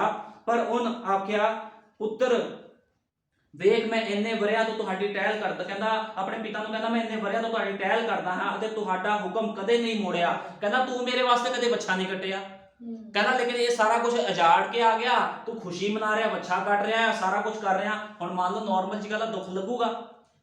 एक ने सारा कुछ उजाड़ता, उन्होंने फिर वही स्थान मिल रहा। ते प्रभु दया करता है, ਜਿਹੜਾ ਬੰਦਾ ਮੁੜਦਾ ਆ ਪ੍ਰਭੂ ਉੱਤੇ ਦਇਆ ਕਰਦਾ ਆ। ਇਸ ਕਰਕੇ ਸੰਤ ਪੌਲੁਸ ਨੇ ਕਿਹਾ ਕਿ ਅਸੀਂ ਬਾਰ-ਬਾਰ ਗੁਨਾਹ ਕਰੀਏ, ਬਾਰ-ਬਾਰ ਅਸੀਂ ਗੁਨਾਹ ਨਹੀਂ ਕਰਨਾ। ਸਾਨੂੰ ਇੱਕ ਵਾਰੀ ਮਾਫੀ ਮਿਲ ਗਈ, ਇਹ ਨਾ ਸੋਚੋ ਵੀ ਅੱਜ ਨਹੀਂ ਤਾਂ ਕੋਈ ਨਹੀਂ ਫਿਰ ਮੈਂ ਮਾਫੀ ਮੰਗੂਗਾ, ਮਾਫੀ ਨਹੀਂ ਮਿਲਣੀ। ਇਹ ਕੋਈ ਮਜ਼ਾਕ ਨਹੀਂ ਹੈ, ਬਾਈਬਲ ਦੀ ਗੱਲਾਂ ਆ, ਇਹ ਕੋਈ ਸਰੀਰਕ ਗੱਲਾਂ ਨਹੀਂ ਆ ਵੀ ਤੁਸੀਂ ਕਹੋਗੇ ਗਲਤੀ ਕਰ ਲਈ ਮਾਫੀ ਮੰਗ ਲਓ, ਗਲਤੀ ਕਰ ਲਈ ਮਾਫੀ ਮੰਗ ਲਓ। ਜੇ ਅਸੀਂ ਕਹਾਂਗੇ ਜੀ ਬੱਚਨ ਨੂੰ ਚੱਕ ਕੇ ਉੱਚੇ ਉਹਨੂੰ ਵੀ ਮਾਫੀ ਮਿਲੀ ਸੀ, ਉਹਨੂੰ ਮਾਫੀ ਮਿਲ ਗਈ ਕੀਤਾ ਤੁਹਾਨੂੰ ਨਾ ਮਿਲੇ। ਇਸ ਕਰਕੇ ਬਾਰ-ਬਾਰ ਗੁਨਾਹ ਨਾ ਕਰੋ, ਗਲਤੀਆਂ ਨਾ ਕਰੋ, ਵਚਨ ਦੀ ਆਗਿਆਕਾਰੀ ਕਰੋ। ਮੈਂ ਤੁਹਾਨੂੰ ਜਿਹੜੀ ਭੇਡ ਹੁੰਦੀ ਆ ਨਾ, ਜਿਹੜੀ ਭੇਡ ਹੁੰਦੀ ਆ ਉਹ ਹਮੇਸ਼ਾ ਹੀ ਆਪਣੇ ਅਯਾਲੀ ਦੀ ਆਗਿਆਕਾਰੀ ਕਰਦੀ ਆ। ਜੇ ਕੋਈ ਸਿਰ ਮਾਰਨ ਦੀ ਕੋਸ਼ਿਸ਼ ਕਰੇ ਤਾਂ ਫਿਰ ਉਹਦੇ ਵਾਸਤੇ ਮੁਸ਼ਕਿਲ ਖੜੀ ਹੋ ਜਾਂਦੀ ਆ। ਇਸ ਕਰਕੇ ਸਾਡਾ ਅਯਾਲੀ ਕੌਣ ਆ? ਯੀਸ਼ੂ ਮਸੀਹ ਸਾਡਾ ਅਯਾਲੀ ਆ, ਸਾਨੂੰ ਉਹਦੇ ਹੁਕਮਾਂ ਤੇ ਚੱਲਣਾ ਪੈਣਾ ਆ। ਹੁਣ ਕੀ ਹੋਇਆ, ਕਹਿੰਦਾ ਗੁੱਸੇ ਹੋਇਆ ਤੇ ਅੰਦਰ ਆਇਆ, ਪਰ ਉਹਨੇ ਆਪਣੇ ਪਿਓ ਨੂੰ ਉੱਤਰ ਦਿੱਤਾ, ਵੇਖ ਮੈਂ ਇੰਨੇ ਬੜਿਆ ਤੂੰ ਤੇਰੀ ਸੇਵਾ ਟਹਿਲ ਕਰਦਾ ਆ। ਕਹਿੰਦਾ ਤੂੰ ਇਦਾਂ ਕੀਤਾ, ਪਰ ਜਦ ਤੁਹਾਡਾ ਇਹ ਪੁੱਤਰ ਆਇਆ ਜਿਸਨੇ ਕੰਜਰੀਆਂ ਦੇ ਮੂੰਹ ਤੇ ਪੂੰਜੀ ਉਡਾ ਦਿੱਤੀ, ਤੁਸੀਂ ਉਸਦੇ ਲਈ ਪਾਲਿਆ ਹੋਇਆ ਬੱਚਾ ਕੱਢਿਆ। ਪਰ ਉਸਨੇ ਉਸ ਨੂੰ ਆਖਿਆ, ਬੱਚਾ ਤੂੰ ਸਦਾ ਮੇਰੇ ਨਾਲ ਹੈ, ਪਰ ਮੇਰਾ ਸਭ ਕੁਝ ਤੇਰਾ ਹੈ। ਕਹਿੰਦਾ ਤੂੰ ਸਦਾ ਤੋਂ ਮੇਰੇ ਨਾਲ ਹੀ ਆ, ਮੇਰਾ ਸਾਰਾ ਕੁਝ ਤੇਰਾ ਹੀ ਆ, ਪਰ ਖੁਸ਼ੀ ਕਰਨੀ ਅਤੇ ਆਨੰਦ ਹੋਣਾ ਯੋਗ ਸੀ, ਕਿਉਂ ਤੇਰਾ ਇਹ ਭਰਾ ਜਿਹੜਾ ਮੋਇਆ ਹੋਇਆ ਸੀ ਅਤੇ ਫਿਰ ਜੀ ਪਿਆ ਹੈ ਔਰ ਗੁਆਚ ਗਿਆ ਸੀ ਅਤੇ ਹੁਣ ਲੱਭ ਪਿਆ ਹੈ। ਅੱਜ ਕੀ ਅਸੀਂ ਮਰੇ ਹੋਏ ਨਹੀਂ ਸੀਗੇ, ਅਸੀਂ ਗੁਆਚੇ ਹੋਏ ਨਹੀਂ ਸੀਗੇ। ਜਦੋਂ ਯੀਸ਼ੂ ਮਸੀਹ ਦਾ ਵਚਨ, ਇਹ ਦੇਹਧਾਰੀ ਵਚਨ ਭਾਈ ਬ੍ਰੈਨਮ ਦੇ ਸੰਦੇਸ਼ ਸਾਡੇ ਕੋਲ ਆਏ ਤੇ ਸਾਨੂੰ ਆਪਣੀ ਪਛਾਣ ਹੋਈ ਵੀ ਅਸੀਂ ਕੌਣ ਆ। ਸਾਨੂੰ ਆਪਣੀ ਪਛਾਣ ਉਦੋਂ ਨਹੀਂ ਹੋਈ ਜਦੋਂ ਅਸੀਂ ਯੀਸ਼ੂ ਮਸੀਹ ਦਾ ਨਾਮ ਲੈਂਦੇ ਸੀਗੇ, ਉਦੋਂ ਅਸੀਂ ਗਲਤ ਜੀਵਨ ਬਤੀਤ ਕਰਦੇ। ਸਾਨੂੰ ਪਛਾਣ ਉਦੋਂ ਹੋਈ ਜਦੋਂ ਉਹਦੇ ਹੁਕਮਾਂ ਦੀ ਪਾਲਣਾ ਕਰਨੀ ਸਾਨੂੰ ਕਿਸੇ ਮਨੁੱਖ ਨੇ ਸਿਖਾਈ, ਜਿਹੜਾ ਸਤਵਾਂ ਦੂਤ ਸੀਗਾ। ਕਿਉਂਕਿ ਮੰਨ ਲਓ ਇਸ ਬਾਈਬਲ 'ਚ ਲਿਖਿਆ ਆ ਵੀ ਤੁਸੀਂ ਵਧੀਆ ਜੀਵਨ ਬਤੀਤ ਕਰਨਾ, ਲੇਕਿਨ ਸਾਨੂੰ ਕੋਈ ਸਿਖਾਉਣ ਵਾਲਾ ਹੀ ਨਹੀਂ ਆ। ਜਦੋਂ ਨਬੀ ਨੇ ਚੀਜ਼ਾਂ ਸਿਖਾਈਆਂ ਤੇ ਜਿਹੜੀ ਦੁਲਹਨ ਸੀ ਆਪਣੀ ਹੋਂਦ ਵਿੱਚ ਆ ਗਈ, ਉਹਦੇ ਪਵਿੱਤਰ ਲੋਕ ਕਿਹਦੇ ਵਿੱਚ ਆ ਗਏ? ਆਪਣੇ ਅਸਲੀ ਰੂਪ ਵਿੱਚ ਆ ਗਏ, ਉਹਨਾਂ ਨੂੰ ਪਤਾ ਲੱਗ ਗਿਆ। ਹੁਣ ਮੈਂ ਤੁਹਾਨੂੰ ਦੱਸ ਰਿਹਾ, ਜਿਹੜਾ ਇਹ ਬੱਦਲ ਸੀਗਾ, ਜਦੋਂ ਇਹਦੀ ਫੋਟੋ ਖਿੱਚੀ ਗਈ ਉਹਦੇ ਕੁਝ ਸਮੇਂ ਬਾਅਦ ਇੱਕ ਭਾਈ ਨੂੰ, ਜਿਹੜਾ ਭਾਈ ਸੀਗਾ ਪ੍ਰਭੂ ਦਾ ਚੁਣਿਆ ਹੋਇਆ, ਉਹਨੂੰ ਜਦੋਂ ਦੇਖਿਆ ਵੀ ਇਹ ਬੱਦਲ ਕੀ ਆ, ਜਦੋਂ ਉਹਨੇ ਬੱਦਲ ਦੇਖਿਆ ਉਹ ਪਛਾਣ ਗਿਆ ਵੀ ਇਹ ਅਲੌਕਿਕ ਬੱਦਲ ਆ, ਇਹ ਪ੍ਰਕਾਸ਼ ਦੀ ਪੋਥੀ ਦੱਸਦੇ ਆਏ ਪੂਰਾ ਹੋ ਰਿਹਾ ਆ। ਉਹਨੂੰ ਪਛਾਣ ਗਿਆ ਕਿ ਮੈਂ ਤੁਹਾਨੂੰ ਦੱਸਿਆ ਜਿਹੜਾ ਪੁੱਤਰ ਹੁੰਦਾ ਆਪਣੇ ਪਿਤਾ ਨੂੰ ਪਛਾਣਦਾ ਹੈ। ਸਾਨੂੰ ਪਤਾ ਸੀ ਭਾਈ ਬ੍ਰੈਨਮ ਨੂੰ ਨਹੀਂ ਮਿਲੇ ਕਦੇ ਵੀ, ਨਾ ਅਸੀਂ ਉਹਨੂੰ ਦੇਖਿਆ ਆ, ਲੇਕਿਨ ਅਸੀਂ ਵਿਸ਼ਵਾਸ ਕਰਦੇ ਹਾਂ ਉਹ ਸਤਵਾਂ ਦੂਤ ਸੀਗਾ ਜਿਹਦੇ ਦੁਆਰਾ ਸਾਡੇ ਕੋਲ ਇਹ ਸੰਦੇਸ਼ ਪਹੁੰਚਿਆ, ਸਾਡੇ ਕੋਲ ਖੁਸ਼ਖਬਰੀ ਪਹੁੰਚੀ ਆ। ਤੇ ਸਾਨੂੰ ਚਾਹੀਦਾ ਆ ਵੀ ਅਸੀਂ ਉਸ ਨਬੀ ਦੇ ਸੰਦੇਸ਼ਾਂ ਦੇ ਅਨੁਸਾਰ ਜੀਵਨ ਬਤੀਤ ਕਰੀਏ। ਉਹਨੇ ਕਿਹਾ ਬਾਈਬਲ ਦੇ ਅਨੁਸਾਰ ਜੀਵਨ ਬਤੀਤ ਕਰੋ। ਮੈਂ ਤੁਹਾਨੂੰ ਦੱਸ ਰਿਹਾ 1182 ਸ਼ਾਇਦ 85 ਸੰਦੇਸ਼ ਆ, ਮਤਲਬ ਤੁਸੀਂ ਲਗਾ ਲਓ ਪੌਣੇ 1200 ਸੰਦੇਸ਼ ਆ। ਸਾਰੇ ਸੰਦੇਸ਼ਾਂ ਦਾ ਨਬੀ ਨੇ ਕਿਹਾ ਇੱਕੋ ਹੀ ਨਿਚੋੜ ਆ। ਕਹਿੰਦਾ ਭਾਵੇਂ ਪੜ੍ਹ ਲਓ, ਤੁਸੀਂ 10 ਸੰਦੇਸ਼ ਪੜ੍ਹ ਲਓ, 100 ਸੰਦੇਸ਼ ਪੜ੍ਹ ਲਓ, ਜੇ ਤੁਸੀਂ ਜੀਵਨ ਨਹੀਂ ਬਤੀਤ ਕਰਦੇ ਕੋਈ ਫਾਇਦਾ ਨਹੀਂ ਆ, ਫਿਰ ਤੁਸੀਂ ਗਿਆਨੀ ਬਣ ਜਾਓਗੇ ਤੇ ਗਿਆਨ ਦੇ ਦੁਆਰਾ ਕੋਈ ਬੰਦਾ ਉੱਪਰ ਨਹੀਂ ਜਾਵੇਗਾ। ਅੱਜ ਲੋਕ ਕਹਿੰਦੇ ਨਾ ਵੀ ਮੈਨੂੰ ਬੜਾ ਸੰਦੇਸ਼ ਦਾ ਗਿਆਨ, ਕੋਈ ਕਹਿੰਦਾ ਮੈਨੂੰ ਬਾਈਬਲ ਦਾ ਗਿਆਨ। ਗਿਆਨ ਦੇ ਨਾਲ ਥੋੜੀ ਤੁਸੀਂ ਖੁਦਾ ਦੇ ਕੋਲ ਜਾਓਗੇ। ਜੀਵਨ ਬਤੀਤ ਕਰੋ। ਯੀਸ਼ੂ ਮਸੀਹ ਨੇ ਕਿਉਂ ਨਮੂਨਾ ਬਣਿਆ ਪ੍ਰਭੂ? ਉਹਨੇ ਜੀਵਨ ਬਤੀਤ ਕਰਕੇ ਦੱਸਿਆ ਸਾਨੂੰ। ਮਾਰ ਖਾਦੀ ਕਿੱਦਾਂ ਹਲੀਮੀ ਵਿੱਚ ਰਿਹਾ। ਸੰਤ ਪੌਲੁਸ ਨੂੰ ਦੇਖਦੇ ਆ 5 ਵਾਰੀ ਕੋੜੇ ਖਾਦੇ, ਕਿੱਦਾਂ ਦੁੱਖਾਂ ਵਿੱਚ ਚੱਲਿਆ, ਜੀਵਨ ਬਤੀਤ ਕਰਕੇ ਸਾਨੂੰ ਦੱਸਿਆ। ਅਸੀਂ ਕਹਿੰਦੇ ਸਾਨੂੰ ਸੌਖਾ ਹੀ ਮਿਲ ਜੇ ਸਾਰਾ ਕੁਝ, ਅਸੀਂ ਚਰਚ ਜਾਈਏ, ਬਾਬੇ ਵਰਗੂ ਮੱਥਾ ਟੇਕੀਏ, ਘਰ ਚੱਲ ਜਾਈਏ, ਜੋ ਮਰਜ਼ੀ ਕਰੀਏ ਤੇ ਅਸੀਂ ਖੁਦਾ ਕੋਲ ਪਹੁੰਚ ਜਾਵਾਂਗੇ। ਫਿਰ ਤੁਸੀਂ ਗਲਤ ਹੋ। ਜੇ ਤੁਹਾਨੂੰ ਕੋਈ ਇਸ ਚੀਜ਼ ਸਿਖਾਉਂਦਾ ਆ, ਉਹਦੇ ਅੰਦਰ ਦੁਸ਼ਟ ਆਤਮਾ ਆ, ਉਹ ਦੁਸ਼ਟ ਆਤਮਾ ਗ੍ਰਸਤ ਪਾਸਟਰ ਆ, ਦੁਸ਼ਟ ਆਤਮਾ ਗ੍ਰਸਤ ਬੰਦਾ। ਜੇ ਤੁਹਾਨੂੰ ਕੋਈ ਕਹਿੰਦਾ ਨਾ ਚਰਚ ਆ ਜਾਓ ਬਰਕਤ ਲੈ, ਤੁਸੀਂ ਖੁਦਾ ਦੇ ਰਾਹ 'ਚ ਚੱਲ ਜਾਓਗੇ। ਚਰਚ ਆਉਣ ਦੀ ਵੀ ਲੋੜ ਨਹੀਂ। ਫਿਰ ਘਰੇ ਬੈਠ ਕੇ ਵੀਡੀਓ 'ਚ ਦੇਖ ਲਿਆ ਕਰੋ ਵੀ ਨਬੀ ਦੇ ਸੰਦੇਸ਼ ਦਾ ਪ੍ਰਚਾਰ ਆ ਹੋ ਰਿਹਾ ਆ, ਫਿਰ ਕੁਝ ਕਰਨ ਦੀ ਲੋੜ ਨਹੀਂ ਆ, ਸਿੱਧੇ ਹੀ ਉੱਪਰ ਚੱਲ ਜਾਓਗੇ। ਜੇ ਤੁਹਾਨੂੰ ਕੋਈ ਇਹ ਸਿਖਾਉਂਦਾ ਤਾਂ ਦੁਸ਼ਟ ਆਤਮਾ ਗ੍ਰਸਤ ਬੰਦਾ ਆ, ਫਿਰ ਉਹ ਤੁਹਾਨੂੰ ਗਲਤ ਸਿੱਖਿਆ ਦੇ ਰਿਹਾ। ਜੇ ਤੁਸੀਂ ਆਗਿਆ ਵਿੱਚ ਨਹੀਂ ਚੱਲਦੇ ਤੇ ਫਾਇਦਾ ਕੀ ਹੈ? ਸਾਨੂੰ ਹੁਕਮ ਵੀ ਪੂਰੇ ਕਰਨੇ ਪੈਣੇ, ਚੱਲਣਾ ਪੈਣਾ ਆ, ਤਾਂ ਹੀ ਅਸੀਂ ਦੇਖਾਂਗੇ ਨਾ, ਤਾਂ ਹੀ ਪਤਾ ਲੱਗੂਗਾ ਵੀ ਅਸੀਂ ਖੁਦਾ ਦੇ ਲੋਕ ਆ। ਜੀਵਨ ਦਿਖਣਾ ਚਾਹੀਦਾ, ਖੁਦਾ ਦੇ ਲੋਕਾਂ ਦਾ ਜੀਵਨ ਦਿਖਦਾ, ਜੀਵਨ ਬੋਲਣਾ ਚਾਹੀਦਾ, ਮੂੰਹ ਨਹੀਂ ਬੋਲਣਾ ਚਾਹੀਦਾ, ਕੱਪੜੇ ਨਹੀਂ ਬੋਲਣੇ ਚਾਹੀਦੇ ਜੀ ਬੜੇ ਵਧੀਆ ਕੱਪੜੇ ਪਾ ਲਏ ਜੀ, ਕੱਪੜੇ ਨਹੀਂ ਬੋਲਣੇ ਚਾਹੀਦੇ। ਸਾਡਾ ਕਰੈਕਟਰ, ਤੁਹਾਡਾ ਜੀਵਨ ਬੋਲਣਾ ਚਾਹੀਦਾ ਆ, ਤਾਂ ਤੁਸੀਂ ਮਸੀਹ ਹੋ। ਅੱਜ ਆਹੀ ਤੱਕ ਲਿਖਾ ਹੈ ਲੋਕਾਂ ਨੂੰ, ਜੈ ਮਸੀਹ ਦੀ, ਹਾਲੇਲੂਇਆ, ਮੈਂ 2 ਘੰਟੇ ਪ੍ਰਾਰਥਨਾ ਕਰਦਾ, 2 ਘੰਟੇ ਪ੍ਰਾਰਥਨਾ ਕਰਦੀ, ਮੈਂ ਫਾਸਟ ਰੱਖਦੀ ਆ, ਮੈਂ ਏਦਾਂ ਕਰਦਾ, ਏਦਾਂ ਕਰਦੀ। ਤੇਰਾ ਕਰੈਕਟਰ ਤਾਂ ਬੋਲਦਾ ਹੀ ਨਹੀਂ, ਇਹਦਾ ਮਤਲਬ ਗੜਬੜੀ ਆ। ਕਰੈਕਟਰ ਬੋਲਣਾ ਚਾਹੀਦਾ ਆ, ਯੀਸ਼ੂ ਮਸੀਹ ਬੋਲਣਾ ਚਾਹੀਦਾ, ਮਨੁੱਖ ਨਹੀਂ ਬੋਲਣਾ ਚਾਹੀਦਾ। ਜਦੋਂ ਪਤਰਸ ਨੇ ਹਨਨਿਆ ਤੇ ਸ਼ਫੀਰਾ ਨੂੰ ਕੀ ਕਿਹਾ ਸੀਗਾ? ਤੁਸੀਂ ਪਵਿੱਤਰ ਆਤਮਾ ਨਾਲ ਝੂਠ ਕੌਣ ਬੋਲਿਆ ਸੀਗਾ? ਪਤਰਸ ਦੇ ਵਿੱਚੋਂ ਕੌਣ ਬੋਲਿਆ ਸੀ? ਪਵਿੱਤਰ ਆਤਮਾ ਬੋਲਿਆ ਸੀ। ਤੇ ਅੱਜ ਦੁਲਹਨ ਦੇ ਵਿੱਚੋਂ ਕੌਣ ਬੋਲੇਗਾ? ਪਵਿੱਤਰ ਆਤਮਾ ਬੋਲੇਗਾ। ਇਹ ਜੋ ਤੀਜਾ ਖਿਚਾਵ ਆਏਗਾ, ਨਬੀ ਨੇ ਕਿਹਾ ਜੋ ਦੁਲਹਨ ਬੋਲੇਗੀ ਉਹੀ ਹੋਵੇਗਾ। ਇਹਦਾ ਪਤਰਸ ਦੇ ਅੰਦਰ ਕੀ ਸੀ? ਤੀਜਾ ਖਿਚਾਵ ਸੀਗਾ ਪਤਰਸ ਦੇ ਅੰਦਰ। ਪਤਰਸ ਨੇ ਜੋ ਬੋਲਿਆ ਹੋ ਗਿਆ, ਉਦੋਂ ਜੋ ਦੁਲਹਨ ਬੋਲੇਗੀ ਉਹੀ ਹੋ ਜਾਊਗਾ। ਇਹ ਆ ਤੀਜਾ ਖਿਚਾਵ। ਅੱਜ ਸਾਨੂੰ ਲੋੜ ਆ ਤੀਜੇ ਖਿਚਾਵ ਵੱਲ ਜਾਣ ਦੀ, ਨਬੀ ਦੇ ਸੰਦੇਸ਼ਾਂ ਵੱਲ ਮੁੜਨ ਦੀ, ਜੀਵਨ ਦੇ ਅਨੁਸਾਰ ਵਚਨ ਦੇ ਅਨੁਸਾਰ ਜੀਵਨ ਬਤੀਤ ਕਰਨ ਦੀ। ਇਹ ਸਾਨੂੰ ਅੱਜ ਲੋੜ ਆ। ਸਾਨੂੰ ਇਸੇ ਤਰ੍ਹਾਂ ਚੱਲਣਾ ਪੈਣਾ ਆ। ਅਸੀਂ ਉਸ ਤੋਂ ਰੋਂਗ ਨਹੀਂ ਜਾ ਸਕਦੇ। ਜੇ ਅਸੀਂ ਉਸ ਤੋਂ ਰੋਂਗ ਜਾਵਾਂਗੇ ਫਿਰ ਸਾਡੇ ਵਿੱਚ ਖੁਦਾ ਦਾ ਕੋਈ ਪਿਆਰ ਨਹੀਂ ਆ। ਸਾਨੂੰ ਇਸ ਅਲੌਕਿਕ ਬੱਦਲ ਦੇ ਪਿੱਛੇ ਚੱਲਣ ਦੀ ਲੋੜ ਆ, ਇਹਦੇ ਹੁਕਮਾਂ ਤੇ ਚੱਲਣ ਦੀ ਲੋੜ ਆ, ਕਿਉਂਕਿ ਸਾਨੂੰ ਪਤਾ ਆ ਇਹ ਬੱਦਲ ਪਹਿਨ ਕੇ ਪ੍ਰਕਾਸ਼ ਦੀ ਪੋਥੀ ਦੱਸਦੇ ਆਏ ਦੇ ਵਿੱਚ ਯਿਸੂ ਮਸੀਹ ਆਇਆ। ਉਹ ਬਲੀ ਦੂਤ ਆਇਆ ਸੀਗਾ, ਉਹ ਮਹਾਬਲੀ ਦੂਤ ਆਇਆ ਜਿਹੜਾ ਭਾਈ ਬ੍ਰੈਨਮ ਨੂੰ ਉਹ ਪੋਥੀ ਫੜਾ ਕੇ ਚੱਲ ਗਿਆ, ਕਹਿੰਦਾ ਜਾ ਪ੍ਰਚਾਰ ਕਰ। ਕੀ ਅੱਜ ਪ੍ਰਚਾਰ ਨਹੀਂ ਹੋ ਰਿਹਾ? ਅਦੀ ਦੁਲਹਨ ਆਪਣੇ ਸ਼ਿੰਗਾਰ ਕਰ ਰਹੀ ਹੈ, ਇਹਦੀ ਦੁਲਹਨ ਆਪਣੇ ਸੱਚਾਈ ਦੇ ਵਿੱਚ ਖੜੀ ਹੋ ਕੇ ਉੱਭਰ ਰਹੀ ਹੈ, ਅੱਗੇ ਆ ਰਹੀ ਆ, ਲੋਕਾਂ ਸਾਹਮਣੇ ਆ ਰਹੀ ਆ, ਤੇ ਲੋਕ ਪਸੰਦ ਨਹੀਂ ਕਰ ਰਹੇ। ਕਿਉਂ ਨਹੀਂ ਪਸੰਦ ਕਰ ਰਹੇ? ਦੁਲਹਨ ਨੂੰ ਕੋਈ ਪਸੰਦ ਨਹੀਂ ਕਰੂਗਾ। ਨਬੀ ਨੇ ਕਿਹਾ ਇਹ ਲੋਕਾਂ ਨੂੰ ਚੁਭਣਾ ਆ, ਕਿਉਂਕਿ ਖੁਦਾਵੰਦ ਇੰਨੀ ਸਧਾਰਨਤਾਈ ਦੇ ਵਿੱਚ ਆ ਗਿਆ। ਤੁਸੀਂ ਕਹੋਗੇ ਬੱਦਲ ਆਇਆ, ਉਹਨੇ ਕਹਿਣਾ ਬੱਦਲ ਆਇਆ, ਬੱਦਲ 'ਚ ਯਿਸੂ ਮਸੀਹ ਆ ਗਿਆ। ਲੇਕਿਨ ਸਾਨੂੰ ਪਤਾ ਆ ਵੀ ਪ੍ਰਕਾਸ਼ ਦੀ ਪੋਥੀ ਦੱਸਦੇ ਆ ਜਿਹਨੇ ਬੱਦਲ ਪਹਿਨੇ ਸੀ ਕੌਣ ਸੀਗਾ?